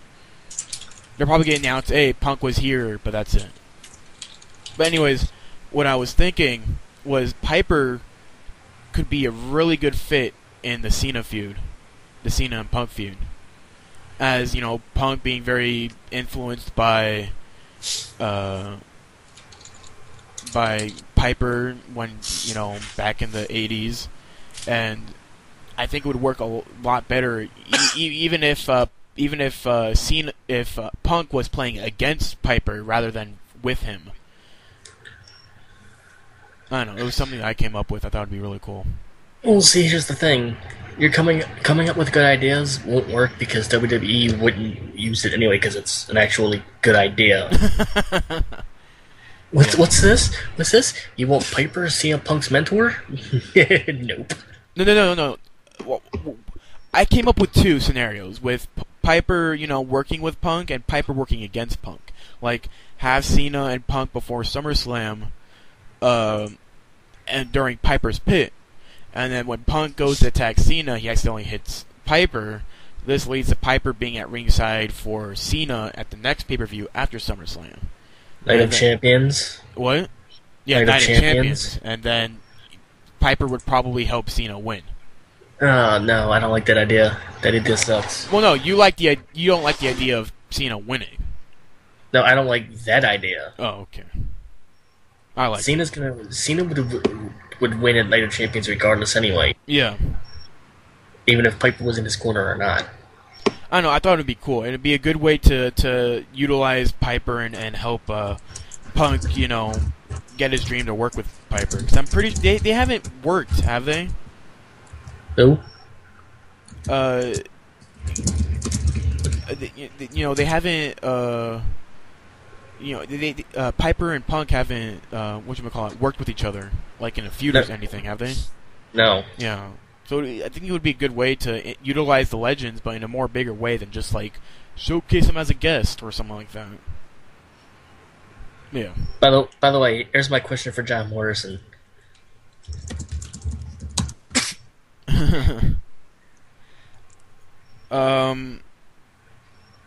So yeah, Raw, that was Raw. Rating time. Let's rate Raw right now. 2 out of 10. Oh, come on. No, it was bad. 2 out of 10. It wasn't that bad. Shut up. It was bad. 2 out of 10. It wasn't a bad show. Shut up. 2 out of 10. That's my final rating. It wasn't bad, but it wasn't great. I'd give it a 6 at least. Greg, shut up. 2 out of 10. Okay, Mike gives it 2 out of 10. Hunter, what'd you give the show? Hunter don't care. Hunter doesn't give a shit. Strike, what'd you give it? Well, let's see. There was Lita and Trish, so that's four implants. AJ doesn't have a boob combined with whatever, so I guess that would be 3. The APA are badasses, so that's 2 apiece, so that'd be 5 and 7. Didn't Ryback have a match? No. Or is that SmackDown? That's SmackDown. Oh, okay then. And then AJ got announced as GM, so that's minus 20 points. It's negative 20 right off the bat. Yeah. I still think it's going to be really good, and she's not going to be a long-term GM, but she's going to, the matches that or at least how her performance as GM is going to be top-notch. Let's say. No, 3 months tops. That's all she's going to get. I know. I just said that she's not going to be GM for very long. Greg, her performance as GM is going to be top-notch. Greg, you can't make this argument when you get a boner every time AJ is mentioned. I don't get a boner every time AJ's mentioned. I love AJ. I think she's. You're an AJ homer. But I just want to point out real quick. Dave just said he's going to record the interviews of Nash and Morrison, and he's going to let us air them in 3 weeks. Sweet. Dave, send us a message through Twitter, Mike Leakamar Twitter, and we'll keep in contact with him. You do know who Dave is, right? Who's Dave? He's on Max Bike. Oh, okay. Hey, Dave. Oh my God. I don't know the Lag Spike guys. I'm sorry. He's following us. Come on, stop being a... I'm not the one who works closely with Lag Spike. That's Mike. Because Mike tells me nothing. You're supposed to know who they are in the chat. God, great. I'm sorry. That was Can't my put it. that was my fault. So Strike, what was your score for Raw? I'll give it a 8. That's generous. Wow, that's really generous. Even I think Compared to the past couple weeks. That's extreme. compared to the last couple of weeks, but it for all the hype that WWE put behind Raw, It's a 6. Yeah, it's a 6. It's not bad, but it's not good. I'll give it a 6.5. There. Well, let's be pushing it. honest. Did you really expect your expectations to be met? You know, I was expecting some big announcements. I was really expecting a lot of announcements. I was expecting a new WWE title. I was expect, you know, we expected a new GM to be announced. We expected, you know, the Punk Bryan. I was expecting, you know, some really high profile matches, but, you know, Of course. What in the world is going on? What was that? What? I don't know. Sorry to anybody listening, and your ears probably exploded after that. But then they can't hear.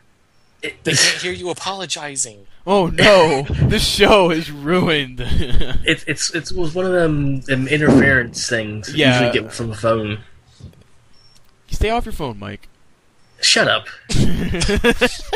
Shut up. Stay off your phone. Be professional. Shut your mouth. I'm on the phone right now. I'm on the phone right now.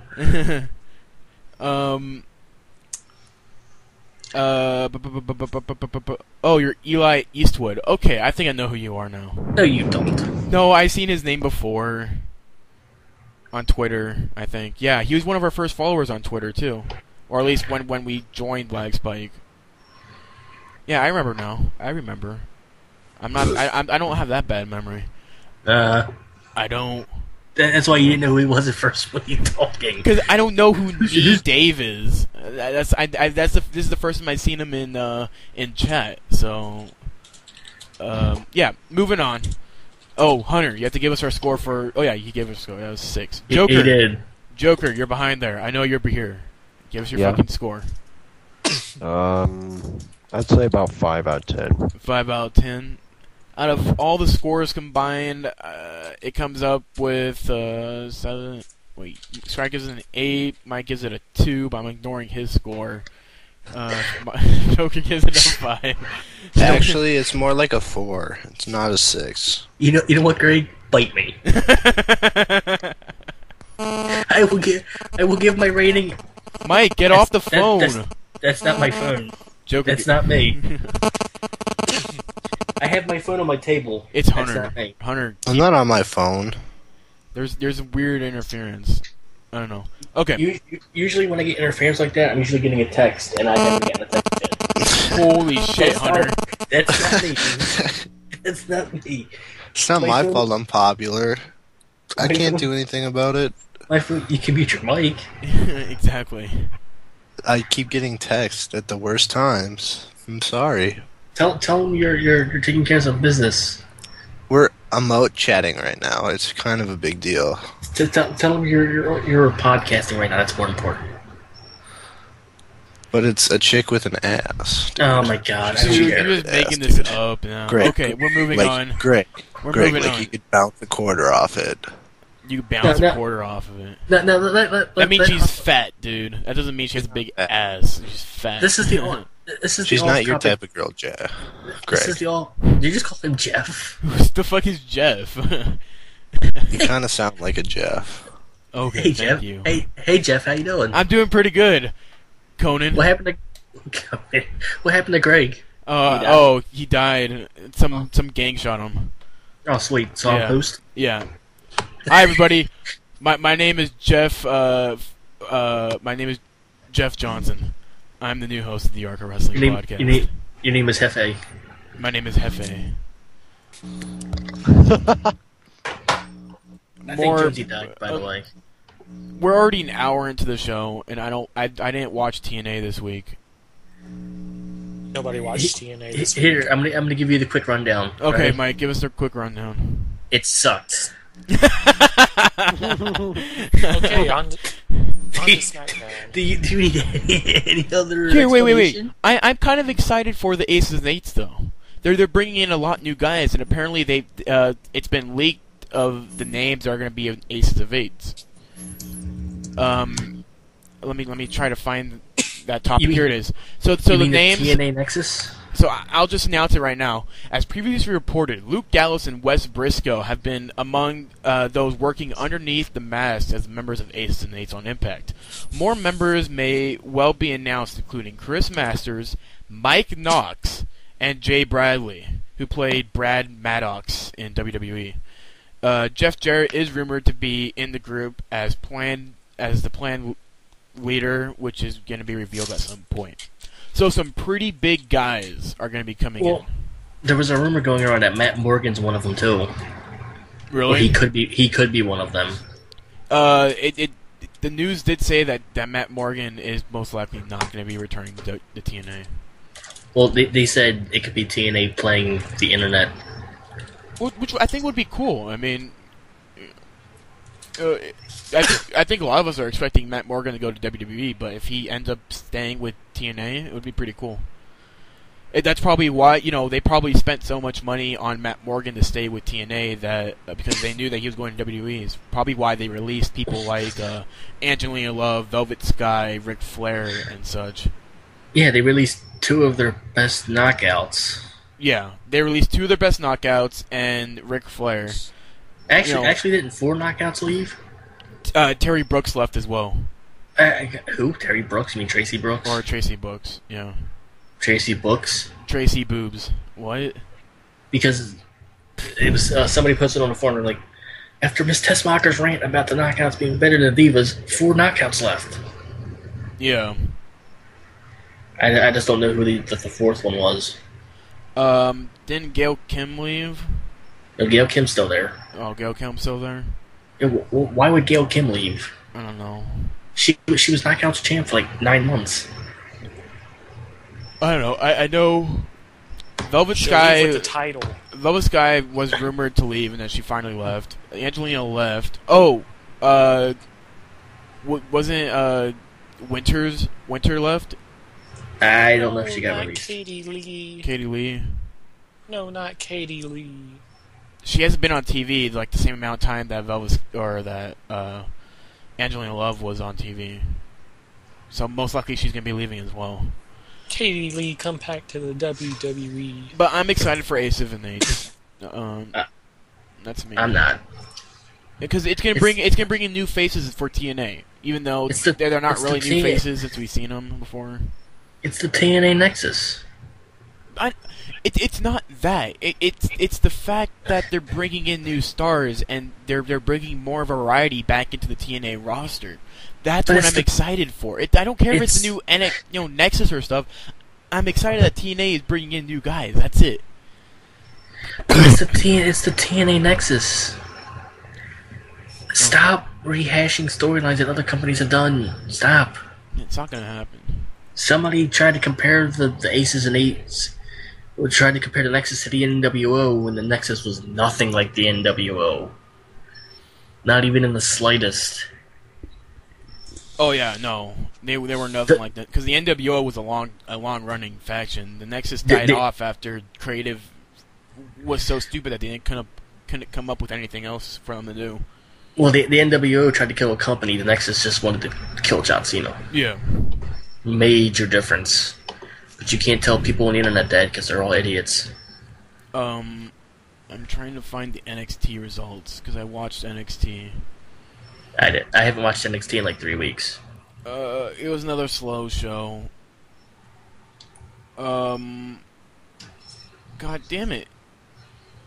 Is this it? Oh, this is it right here. Okay.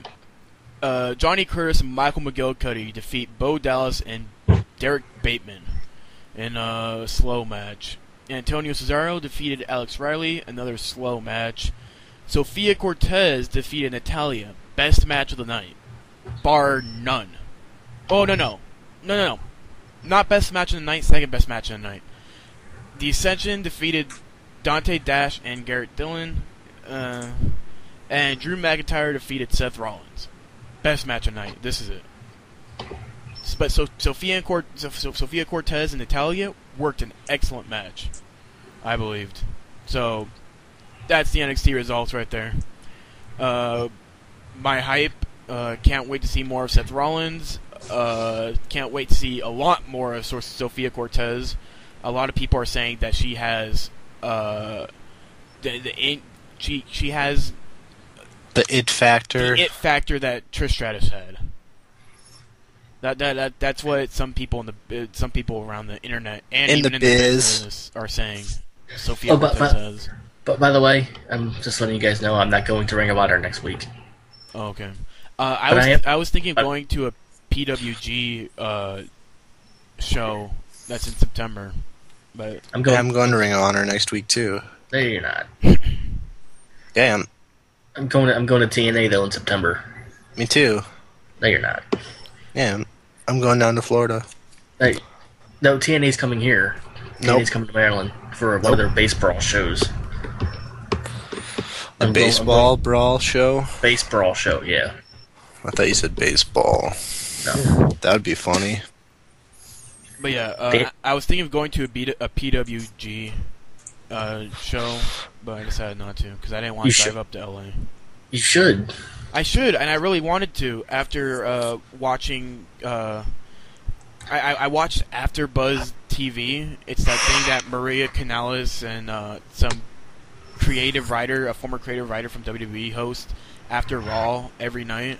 And it's pretty fun to watch because they give like a very like insightful like rundown of Raw, like we do, and it's really entertaining to watch. And they talked about PWG a lot, and I got really excited for it. And I checked where it was, and that's like a 3-hour drive for me. And I was, and it was in beginning of September, and I'm gonna be super busy because I'm starting up college again. It would be worth making the drive though. What? It would be worth making the drive. What do you mean? I would drive 3 hours to go see PWG. Yeah, I know, but I'm starting up school and with my work and everything, I'm just gonna be. Sounds like you're a pussy kinda. You're pussing out. Yeah, I'm pussing out right now. But I'm interested in going to see King of Trios in September because never heard of it. It's a Chikara thing because of all the WWE guys that are going to be there. Yeah. But if PWG has a show in November, December, I'm more willing to go. PWG to LA. PWG has shows every month, dude. They have every month. Okay, sweet. Yeah. Then I'll most likely try to plan to head over there then. Yeah, the last time I watched it, they had shows every month. Sick. November will probably be a better month for me because school will be dying down by then. Yeah. Okay. Then I'll just do that. So NXT was done. SmackDown. I barely watched SmackDown. Just run through the results because this is dragging on. Miz comes out of the ring and says he has his Intercontinental belt, which he earned after he beat Christian to become champion. Miz says that everyone is looking at the new face of the Intercontinental Championship. He says that he would love to thank everyone of Christian's peeps because they voted for Christian to defend the title on Raw 1000 in the match. Christian lost. Miz says that he's the new Intercontinental Champion because he is the Miz, and Christian feels that his music is more important than Miz's catchphrase as he comes out. And then Christian says that he's also awesome and he's going to invoke his rematch clause tonight in Kansas City. So they went from St. Louis to Kansas City. It's kind of a drive. Anyways, match number 1, it's Christian versus Miz. This seems like a really long match. Who watched SmackDown? Nobody. I did. Did you like this opening match, Christian versus Miz? Yeah, it was pretty solid, sure. Okay. I mean, if Strike says it's solid, it's probably a really good match then. You're actually gonna take his word for it? Yeah. Why not? It's Strike. These Russian gymnasts need to eat. I'll show them that Chipotle lifestyle. Since I can't take any of your else's words for it because you didn't watch SmackDown, including me, I have to take it from Strike, and I believe him because first off, the opening match seems really long. First off, like it had to break the commercial like mid match. Yeah. And after the match, they went to another commercial. So it was Hey, probably stop. it was probably It's on your feed. what Get that off your feed. There you go. what. You had the spoilers on the screen. Oh, sorry about that. But yeah, it seemed like a really solid match. Match number 2, Jinder Mahal versus Ryback. Ryback wins via countout. I like how Jinder Mahal put in the camel clutch and immediately Ryback goes into the backpack stunner. Oh, really? Yeah. Jinder Mahal lost. No, he won by countout. Ryback won by a countout. Yeah. We got a video footage of John Cena becomes the first to fail on the cash-in. Something about Tao and Punk. They have another Sonic placement during SmackDown, and then Sheamus stops by to talk about Bryan. Sheamus talks to Daniel's bad evening on Monday in the wedding.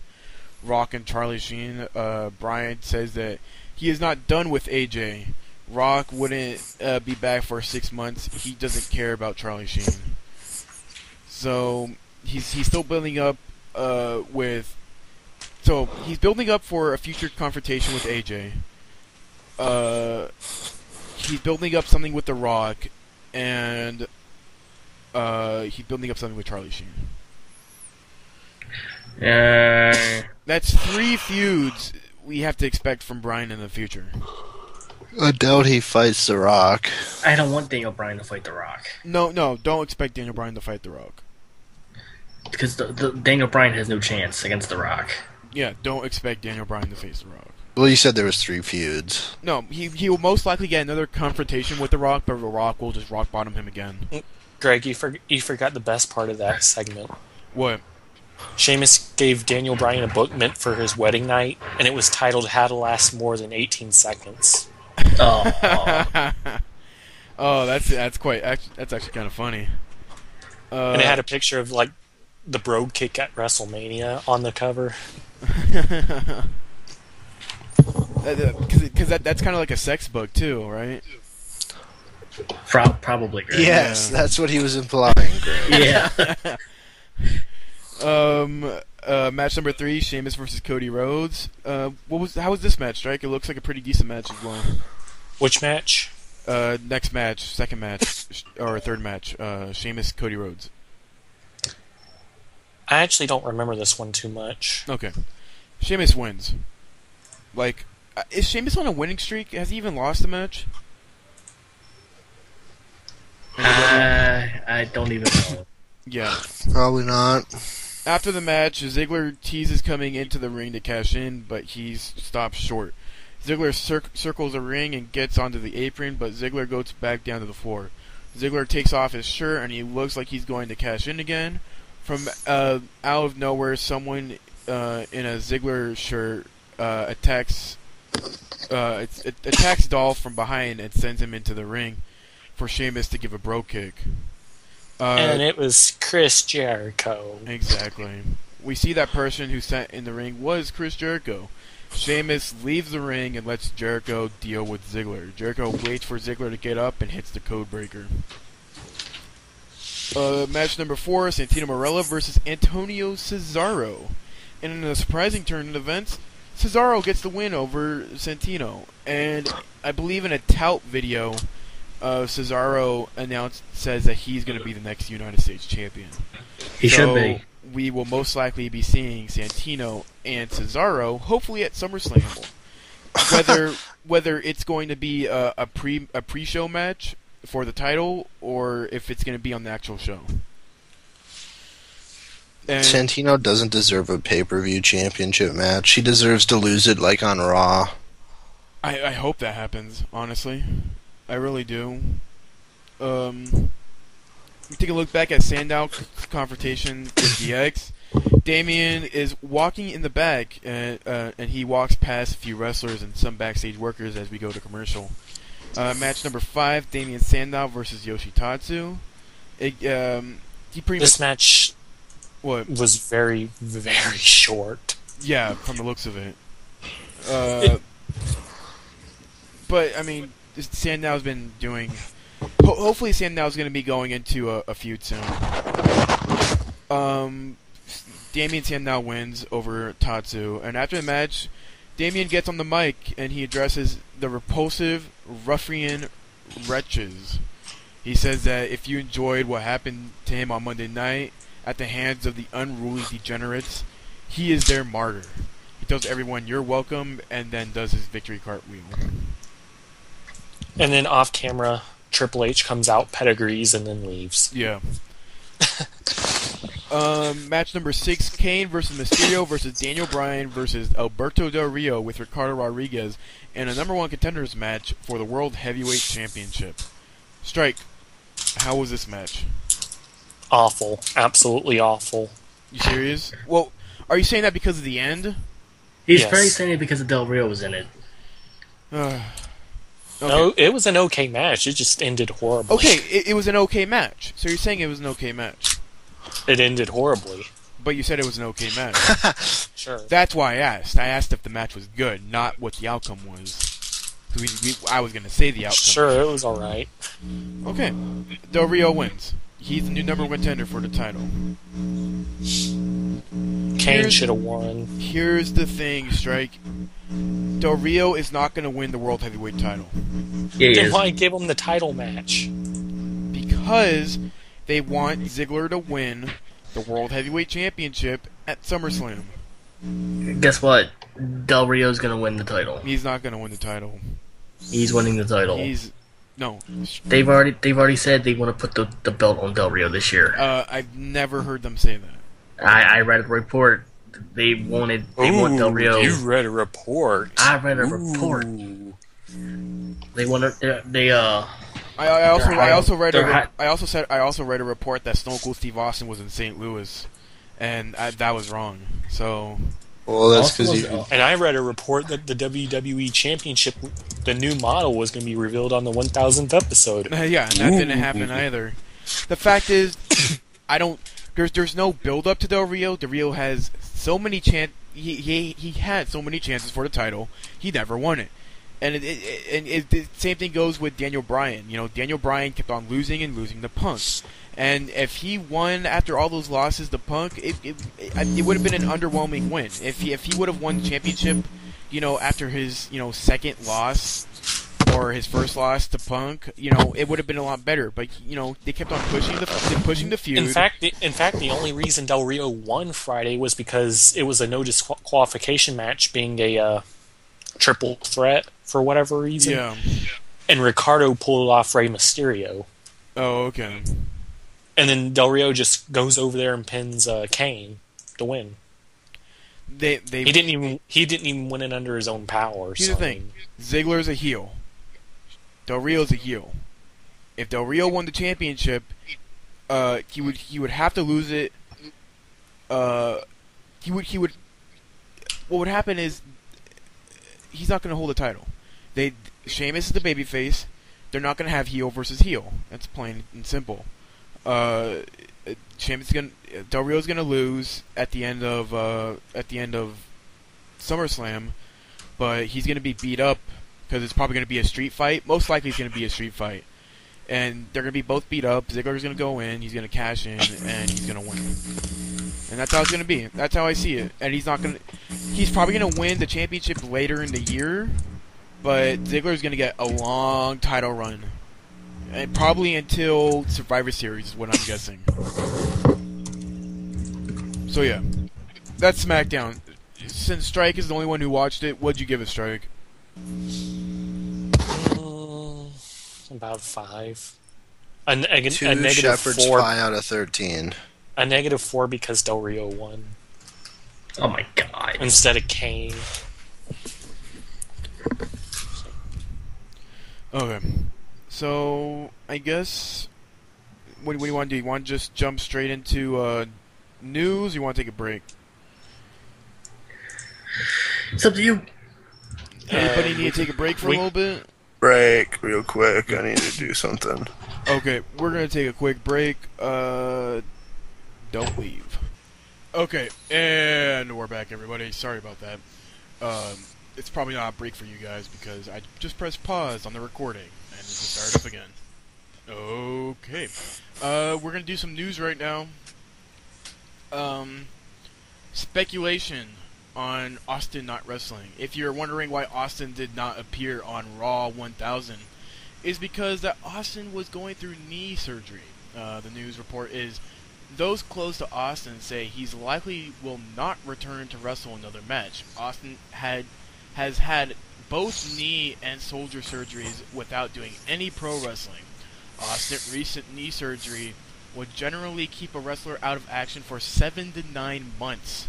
Austin would be touch and go at best for WrestleMania 29. So, pretty much the speculation between if Austin will be at least showcased in like a referee or as host at WrestleMania 29 is slim.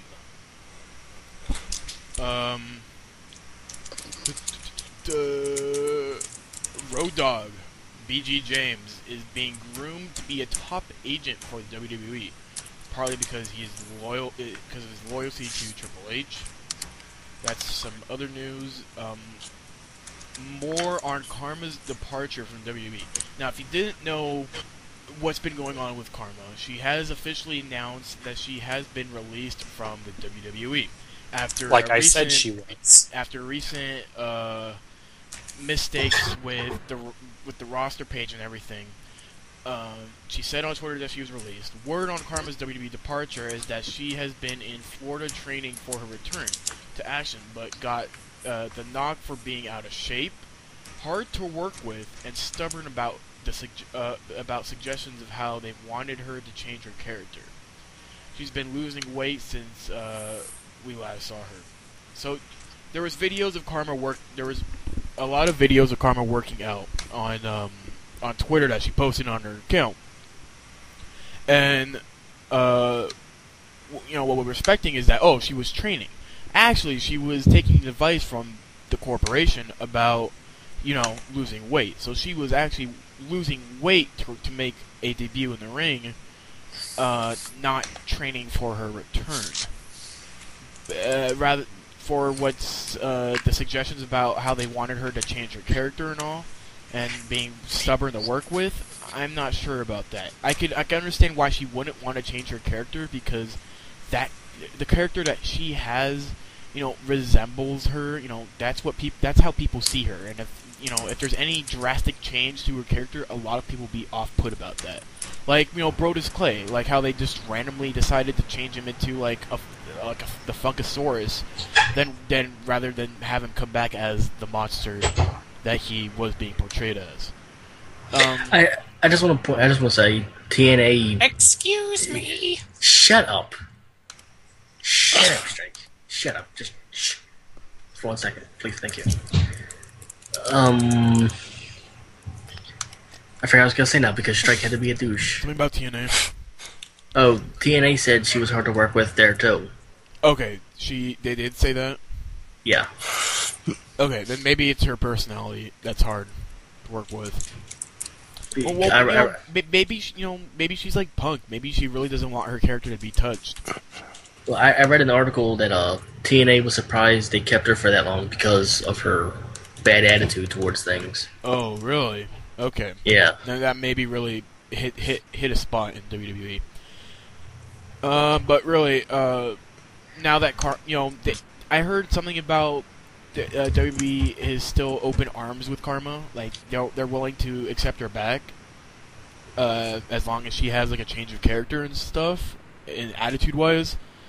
That's what I read. Other news: we noted that Kelly Kelly was set to be brought back for Raw 1000, but did not appear on TV.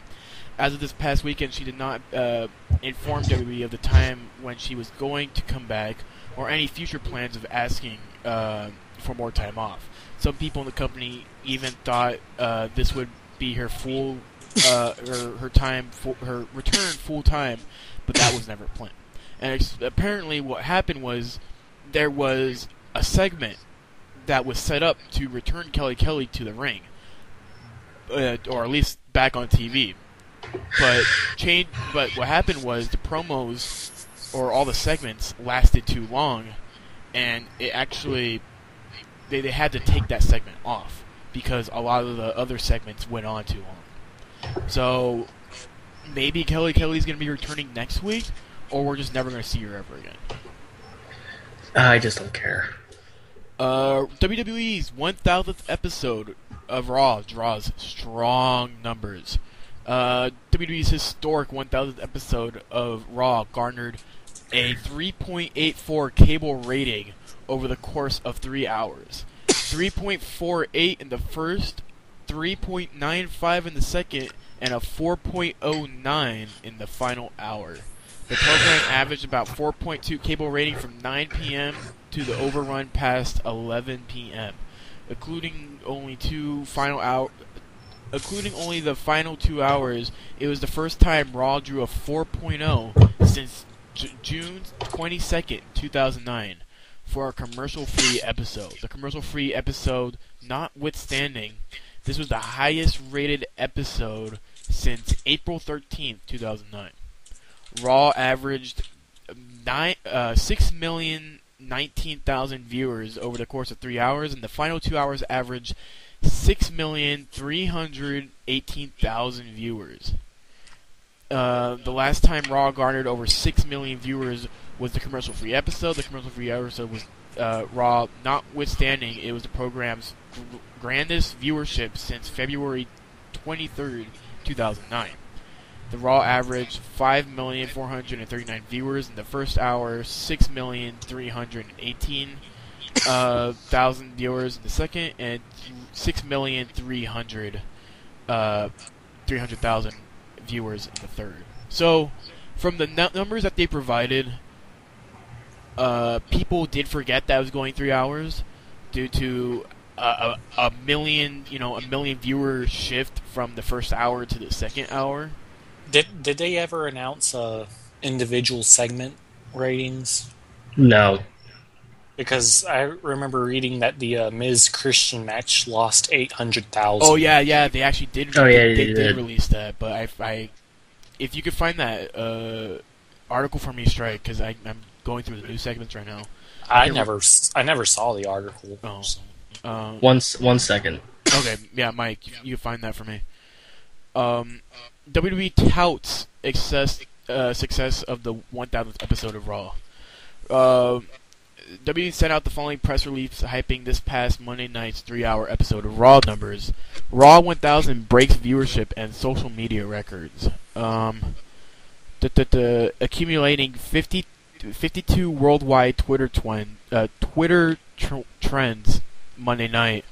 Monday night's historic episode was the most watched program on cable television and beat every program on CBS, NBC, ABC, and CW.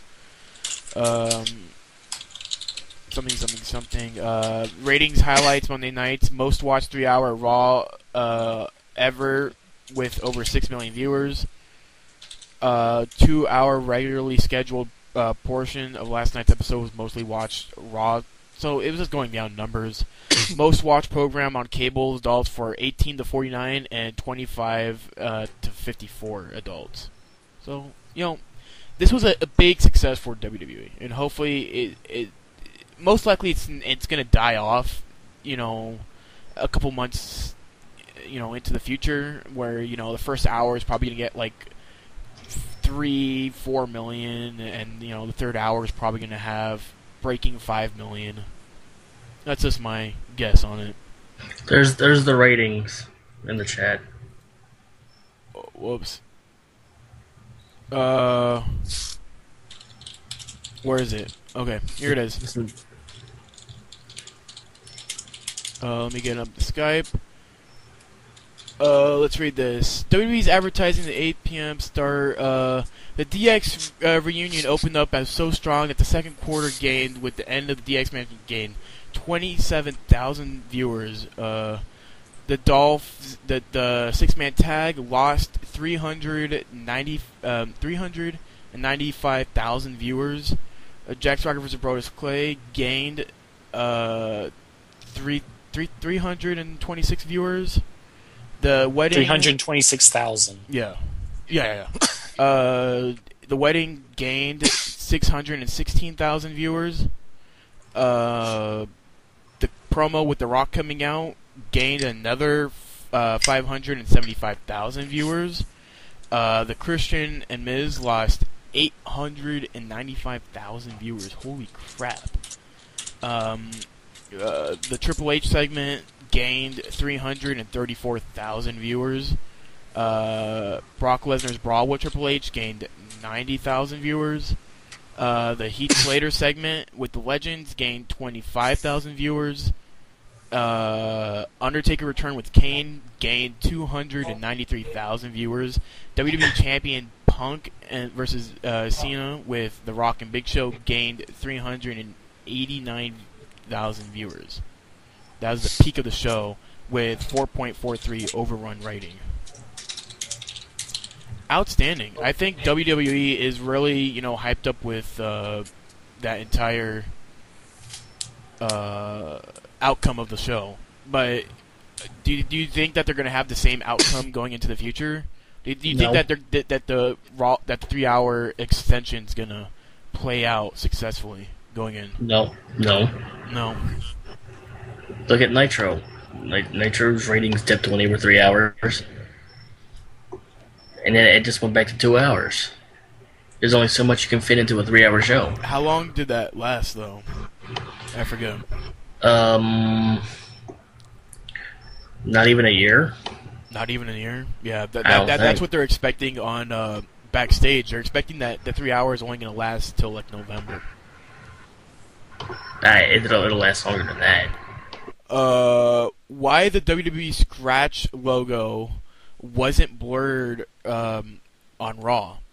If you know the lawsuits from the past with the WWF Corporation, the World Wild Fun, or the World Wildlife Federation, they're the ones who sued WWF back in the day to change their name because they were using the WWF initials first. But apparently they've been working on setting the lawsuit of where they're allowed to use the symbol again, so they don't have to blur it out on the Attitude Eras and all that on the DVDs and anymore. But they're not allowed to, promote that they are the WWF. So hopefully they'll get to an understanding soon, and they're allowed to use that. It was pretty stupid that they had to blur it out anyway. Yeah, it was kind of stupid, but, again, legal reasons are stupid. Austin talked about his reports of wrestling, and he states that if I decide to wrestle, not wrestle, you will hear it from me, not a dirt sheet, and damn sure not from Bleacher Report. Yeah, because Bleacher Report said he was never wrestling ever again. Yeah, Bleacher Report, I fucking hate it. And Mike, you still have to write articles for them, I told you. I told you to write the stupidest article you could ever write, and like an article that only Marks would enjoy. Well, I got the perfect article then, because on this one wrestling forum, this one anti-Cena chick is anti-Cena, but what Cena, how they said Cena was cheating on his wife? She's totally condemning him for that, but she's a Melina mark, and Melina cheated on Morrison with Batista. So I'm going to write an article about that, how people have double standards in wrestling. And you have to make it as marky as you can, and then see if Bleacher Report will put it up for you. How can you submit an article to Bleacher Report? It's on their website. Okay, I'm gonna look into this right now. I believe you go to BleacherReport.com, then you go to the WWE section. I gotta sign. I gotta log in. I gotta make an account first. You have to. I think it's somewhere. Oh man, I forget where it is. Writing for Bleacher Report. It's on the bottom. All the way at the bottom. Yeah. And I believe there's other ways to get in contact with them. I see it. Yeah. Just write opinion page, and you can write the stupidest things. I read some of the stupidest articles on Bleacher Report, that pissed me off so much because like you're the only person who agrees on this, and everyone else like would disagree with you. It's kind of stupid. Zack Ryder says that the Even Kane angle killed his career. Oh wait! I had to fill out an application first. I just can't sign up and write an article. What's the application? I have to fill out a writer application. Do they ask for any like credentials? This is what you have to do. You have to. Or here, I'll link it to you. Okay. But yeah, you have to fill out an application. Is it like a okay? Let me look at this. The standards: talent, passion, experience. I need experience to write for them. Do you have any writing experience? No. Oh damn. Oh well, that was put in one anyway. That was a shot. Yeah, they want people to write for newspapers or local newspaper. Or even a personal blog. Well, we have the Tumblr. Oh, we do have the Tumblr. Does that That's count? True. Does that count? Hopefully we could find a way how to get into there. We'll write the dumbest. Sooner or later, Mike, we will write the dumbest Bleacher Report article there has ever existed, and Bleacher Report will get so ashamed of what they posted that they'll just shut down forever. That's what I'm hoping. The Undertaker. Can you get paid for that? What? Can you get paid for that? Can you get paid for this? No. Ah. They're featured correspondents. I mean, there's what's it called? There's two types of whatchamacallit of writers. There's like the featured writers, and then there's like the featured columnist, or however you fucking say it, columnist. Yeah. Columnists. And then there's like another word for the other columnist. Correspondence. No, not correspondence. Whatever. There's the ones that they publish and Bleacher Report like watches over them. Like they'll email you to write another article if they want you to write one. But if they don't like your article, they'll be like, okay, well we had a good time with your article, but we don't want to work with you. I think that's how it works. How do you submit an application? Login. Yeah. But anyways, we have to move on. Zack Ryder says Even Kane angle killed his career. Let me see where I can find that. I wouldn't say what killed his. I wouldn't say it killed his career because he's still pretty over. But he's still kind of over. But he's asked about the Internet Championship and why he can't put it on TV. He's like, I don't know. As soon as I got it made, I showed it to some people and they were like, absolutely not. I'm not going to put it up a fight about it. But if they don't want to use it, they don't have to. Well, I think the reason why they won't put it on TV is because it's a title that's mainly for them. I think if WWE's so behind the social media, they would want an Internet Championship. But the way he made it with his face on it and everything, of course they wouldn't put it on TV. It looks stupid. Well, you got the Flaming Skulls title, the spinner belt, the Rated R belt. Well, here's the thing: those belts are the WWE title belts, and they were made for a small amount of time. It's Stone Cold's belt. Stone Cold made this as his belt, and that's because he believes that he's gonna hold it for a long time, and then he loses it, and then it gets changed back. The thing with the spinner belt is that the WWE belt needed a revision around that time, and they wanted to revise it, but they didn't have a nice design for it. So when Cena came up with the spinner belt, they pretty much kept it that way. They didn't change it. And then when Cena became their big boy, the big dog in the company, they didn't want to change it. That's Cena's belt. That's no one else's belt. That's Cena's belt. And that's why he became champion so many times.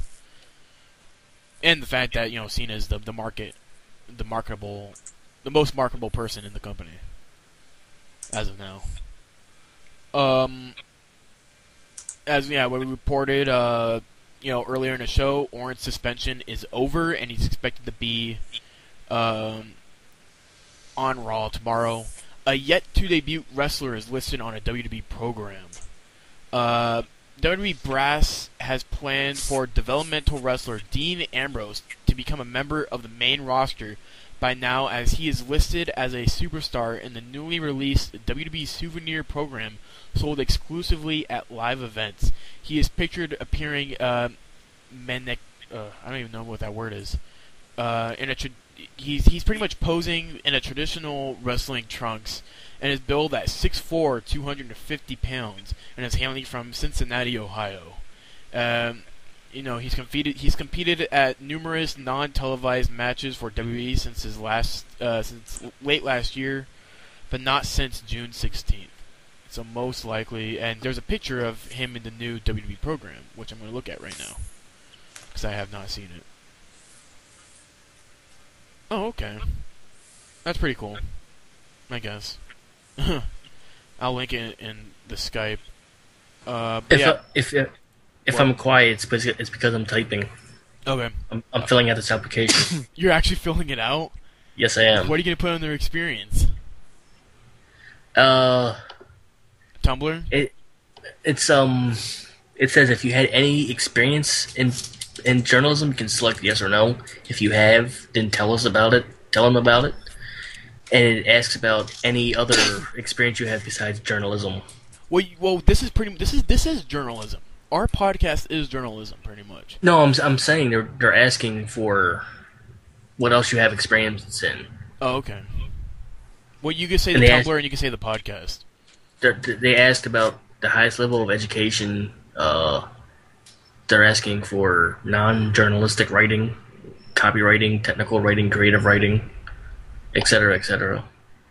They're asking how often you would plan to publish articles for them, like what days and what times, how many articles you would do a week.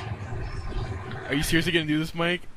Yeah, I'm filling it out right now. Oh my god, I'm gonna laugh if they start publishing your articles.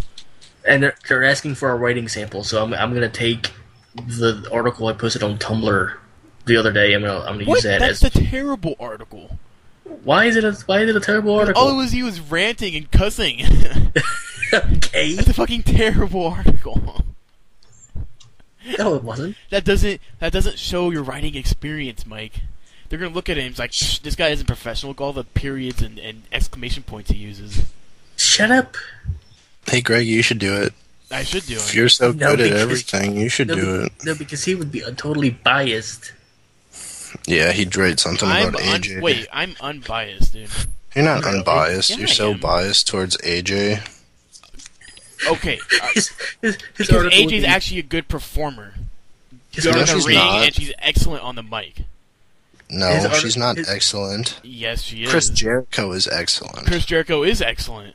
His article AJ would be isn't on Chris Jericho's level. His article would be why AJ is the face of the company. Actually, I wouldn't write about AJ. I have better articles to write about. I am gonna be publishing some articles in the future. It's gonna be called Greg's Opinion Page, and I'm just gonna be, 3 views. discussing, the current state of the mid-card, current state of the Divas, tag team, possibly. In other words, AJ in every sentence. No. Sucking AJ's dick. I'm going to talk about, the future, future developmental, guys who are coming up, Cassius Ohno, Seth Rollins. I'm going to also, talk about the state, I want to talk about more of the state of the company and all that. It's going to be a small opinion page. It's a place for me to rant, but in a more sophisticated way. I can edit the foul language in this article. Okay, you can do that. I'll just take out what cuss words I did say and add like by G Willikers. G Willikers. Gosh darn it. Yeah. So I was gonna say something about the Undertaker. Wade Barrett, is shooting backstage. He's shooting promos. So hopefully those promos are gonna be start showing up after SummerSlam. Doesn't he already have a new theme? I don't know. He hasn't made his debut. He hasn't made his return yet. I thought I remembered hearing something about a new theme. I don't remember him having a new theme. Undertaker was said to look a lot. He said to look a lot better backstage than he ever has in the past couple years. He's been backstage at Raw. He looked a lot calmer, a lot better looking in the because WrestleMania this year he looked kind of fat, or it felt like he was losing some muscle. He apparently from backstage reports he has a lot more muscle now, and he's looking a lot better than he did at WrestleMania. Well, he hasn't wrestled in half a year and hasn't made any appearances, so he gets to wrestle or he gets to lift all the time now. Yeah. Well, no, I think also it was I think he had a cold WrestleMania. He was sick before WrestleMania, so he was probably like that. They're talking about F4WOnline.com reports that The Rock is scheduled to win the WWE title at the 2013 Royal Rumble pay-per-view and to defend against John Cena at WrestleMania 29. That's what we talked about. And we've been talking about WWE planning a big summer angle similar to the Nexus and CM Punk Bite Bomb angles over the past few years. The CM Punk heel turn on Raw 1000 was a long-planned angle. Also said is WWE spokesman said that the WWE TV product is not violent. Yeah. WWE spokesman Brian Finn recently spoke out at the latest criticisms aimed at WWE during Linda McMahon's Connecticut Senate campaign, claiming that the WWE TV product is violent. Linda's chief opponent, Chris Shays, has previously stated that the McMahon benefited from violence and brutality as CEO of WWE. Here's what Finn had to say. WWE's 13 million weekly TV viewers and our 100 million social media followers will disagree that WWE's content is violent. WWE's programming is TVPG and family-friendly, with women making up nearly 40% of our audience. Contrary to the assertion about our content, WWE is in the business of putting smiles on people's faces. Bull fucking shit. Dolph Ziggler is in line for a big push. Ziggler is currently expected to get a world title run at some point this year. Ziggler's work rate and sell for his opponents have been winning people over, and many of the company's top baby faces are eager to work with Ziggler due to his ability to make people look good. There's apparently Ziggler, he's been backstage, and he's been trying to get this image of himself that he is apparently the master of selling. And the spot that during Money in the Bank when Tensai threw Ziggler into the announce table, into the chairs of the announce tables, was actually a spot that Ziggler told Tensai to do. And apparently, the company didn't want him to do it because it was a risky spot, but Ziggler told him to go ahead with it. And when Tensai threw Ziggler, it was a way for Ziggler to get people talking backstage about how well he could sell moves. So Ziggler is doing a small campaign backstage, behind the scenes. It's kind of cool. But by the way, the application is sent. Nice. And I'm going to talk to Jonesy real quick because he's being a douche. You're going to have to talk to me about that afterwards. Well, he's not talking to me. I don't know. Why did he leave again? Okay. While on his media tour in Manali, Philippines, Rey Mysterio teased a tag team match involving himself, Alberto Del Rio, and boxers Manny Pacquiao and Floyd Mayweather. I love Manny. In fact, Manny, if you're watching right now, I'm inviting you to join forces with Rey Mysterio and the WWE to take on Money Floyd Mayweather. If I know you don't need me to take him on, but this is just a teaser. Me, you versus him and Alberto Del Rio in a tag match. Would you guys want to see that? No. No, not even a little bit. No, I'd rather see them box than Yeah, that's what I was kind of thinking. fight. Too. Okay, so he went on busy, so something's obviously bothering him. We'll talk about it after the show, Mike. Okay. Velvet Sky granted her TNA release. We've already talked about that. The Kelly Kelly Divas segment, we've already talked. Mick Foley wants Jim Ross to induct him into the Hall of Fame, or Terry Funk. And Jim Ross just came out and said, I'd be honored to induct Mick Foley into the Hall of Fame if it happens. So, if Mick Foley in the future does become a Hall of Famer, most likely it's going to be Jim Ross. And that's about it. I mean, that's all the news. I guess we could go for Strike's segment. If you have it, Strike. Yeah, I got it. Okay, let's do this. Well, basically, the past couple times I've done this, we did this best and worst Hell in a Cell match, the best and worst WrestleMania main event, and then we did the best and worst debut videos, debut matches, right? Mm-hmm. Well, since there's another set being decided and stuff like that, I figured I'd just go for one today. And that's the best and worst finishers. Now, at the time I pulled this up, the dude hadn't, just sort of forgot about it, so he never tallied up the votes. So I sort of did it. So I got the entire results page right here. And how do you want me to do this? You just want me to say the best and worst, or go up and down the list? Just say the best and worst, and we'll talk about it. All right, then. Well, at 16 votes, the best finisher was Sweet Chin Music. And then at 10 votes, the worst finisher was the Overdrive. The Overdrive. Wasn't that MVP's move? That was MVP's finisher. It was Randy Orton's first finisher. I gotta look it up because I don't even remember that. It's the one where you put the back of your knee on the back of their head and you grab their arm I know and you just sort of fall forward. I know what you're talking about. I'm just I don't know what I'm trying to talking remember. about.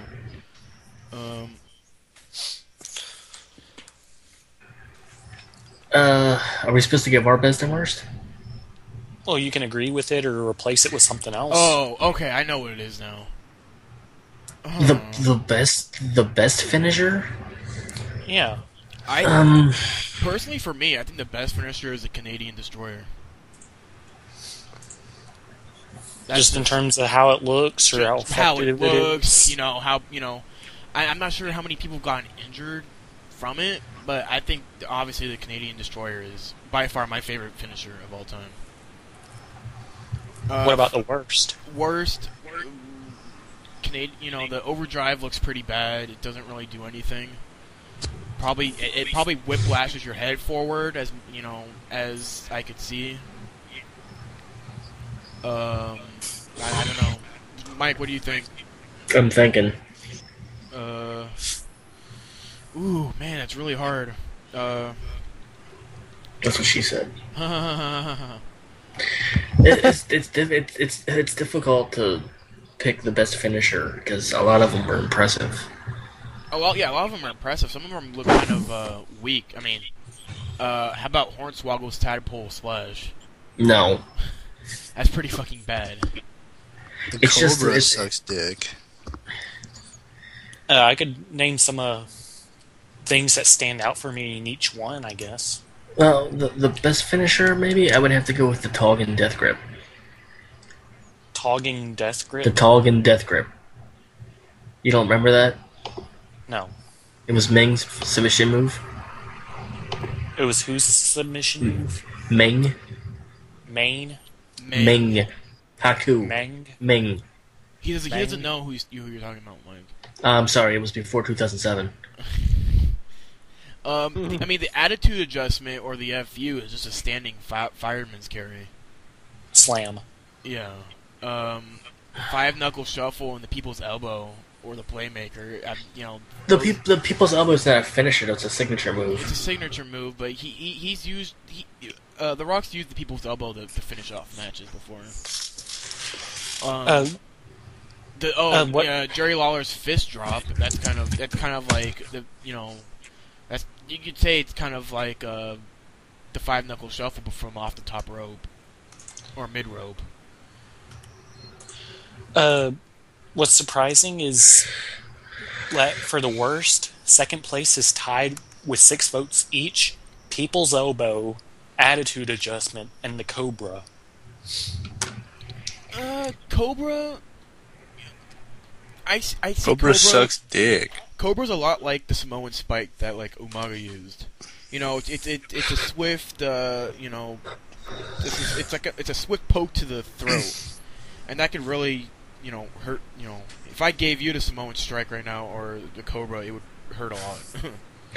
Well, the Cobra's like the collarbone area. The Samoan Spike was like directly in the throat. Yeah. Is it the collarbone area? Yeah. I've always Samoan thought it was throat. Impact. No. Things that stand out in the best list: Tombstone at 11, Stunner at 4, Diamond Cutter at 3, Sharpshooter at 2, RKO at 2. Oh, The- you know who has a terrible finisher? Kofi Kingston, the boom drop. It's not a finisher. That's a signature. Is signature okay? The finisher is the Triple in Paradise. Oh yeah. The Worm is actually on the best list. That One was person voted awesome. for the The Worm. worm was fun.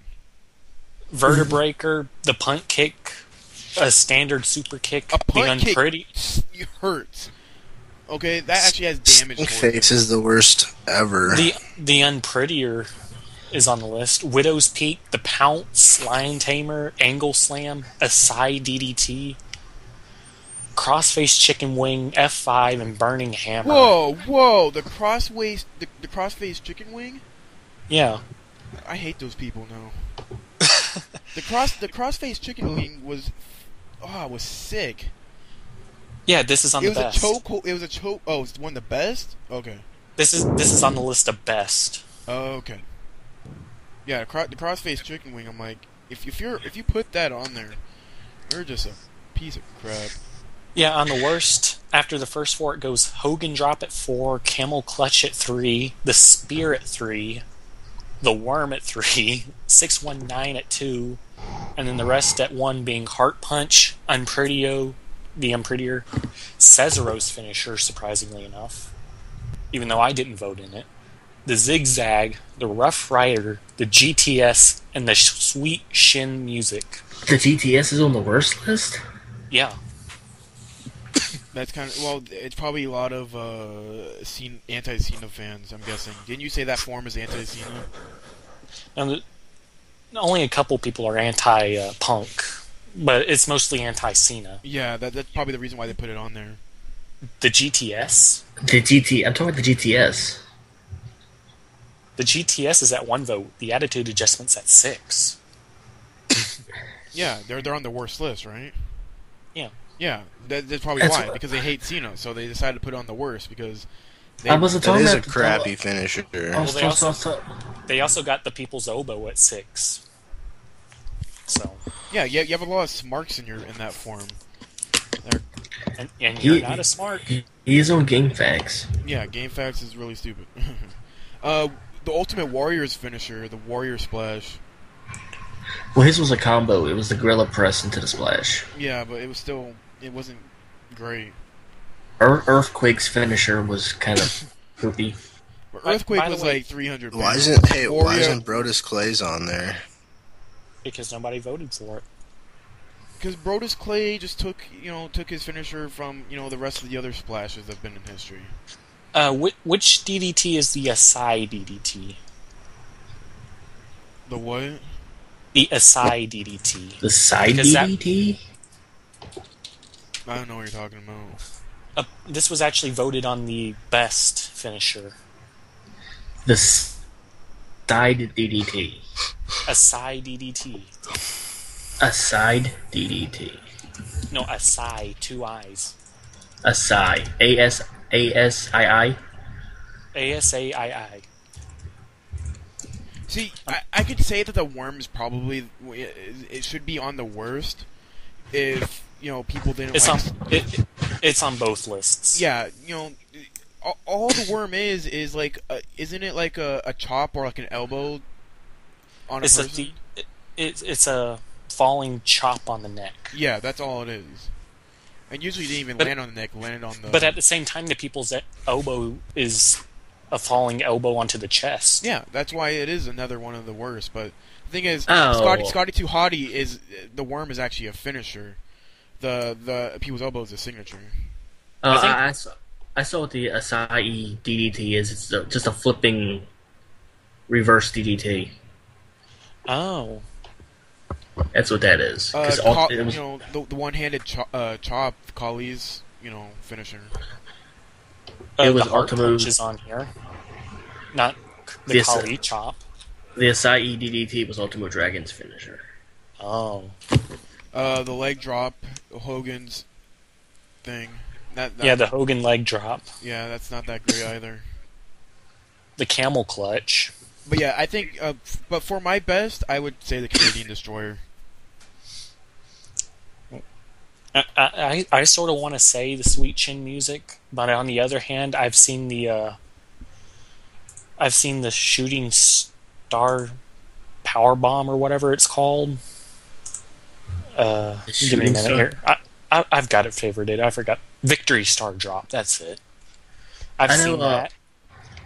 I know Teddy Hart's finisher was pretty insane. He pretty much like flipped them out of a powerbomb position, and their knees went their back landed on his knees. I'll find that real quick. Okay, so good segment. I think we've pretty much discussed it. Pop, flop, and bot. Just end it so we could talk to Jonesy. Who wants to go first? I'll go first. Okay, sorry, go first. Pop, flop, and botch. Let's do this. My pop was Lita and Trish being on Raw again because they're just too good.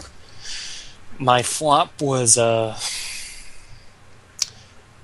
AJ getting GM because I don't like it.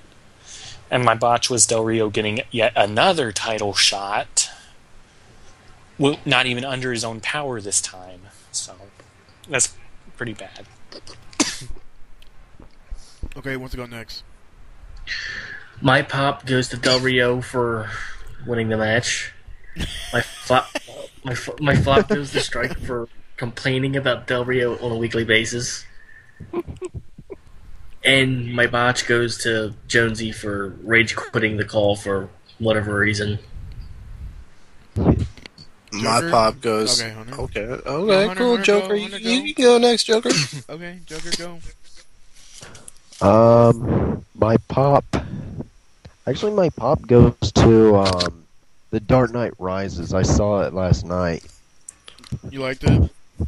I loved it. We're gonna have to talk about that Joker because I had my ifs about that. But I thought it was a great movie, so that's my pop. Okay. My flop goes to Raw. Because, I mean, it was good in some parts, but otherwise it just really didn't really suit me. And I don't guess I have a botch this week. Okay. Hunter?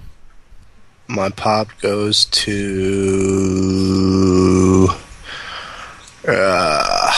me getting an iPhone, I guess. My botch goes to Stone Cold for not going to the 1000th Raw episode, and my botch goes to Jonesy for being a dickhead. Okay, my pop will have to go to... I guess my pop will go to two places. DX Reunion, I enjoyed that. Oh no, three places. DX Reunion, The Hand makes his return to the WWE, and AJ becoming GM for the sole reason that I think it's going to be interesting. My flop goes to Strike complaining about AJ every week, and my botch goes to Undertaker trying to remove his hood, and it like stayed on his head, and he was like shaking his head to get it off, but it wouldn't go off. yeah, that's it. Thank you everybody for joining us for the Arc of Wrestling Podcast, episode 38. Hey, did any fans have it? Check real quick. No. No, there's nobody in there. Yeah. Mm. Thank you everybody for joining us. Episode 38, Raw 1000 review. Follow us on Twitter, twitter.com/Arc of Wrestling, Tumblr, arcofwrestling.tumblr.com. You can find us on iTunes pretty soon. You can find us on Facebook. Just search Arc of Wrestling in the Facebook. Am I forgetting anything else?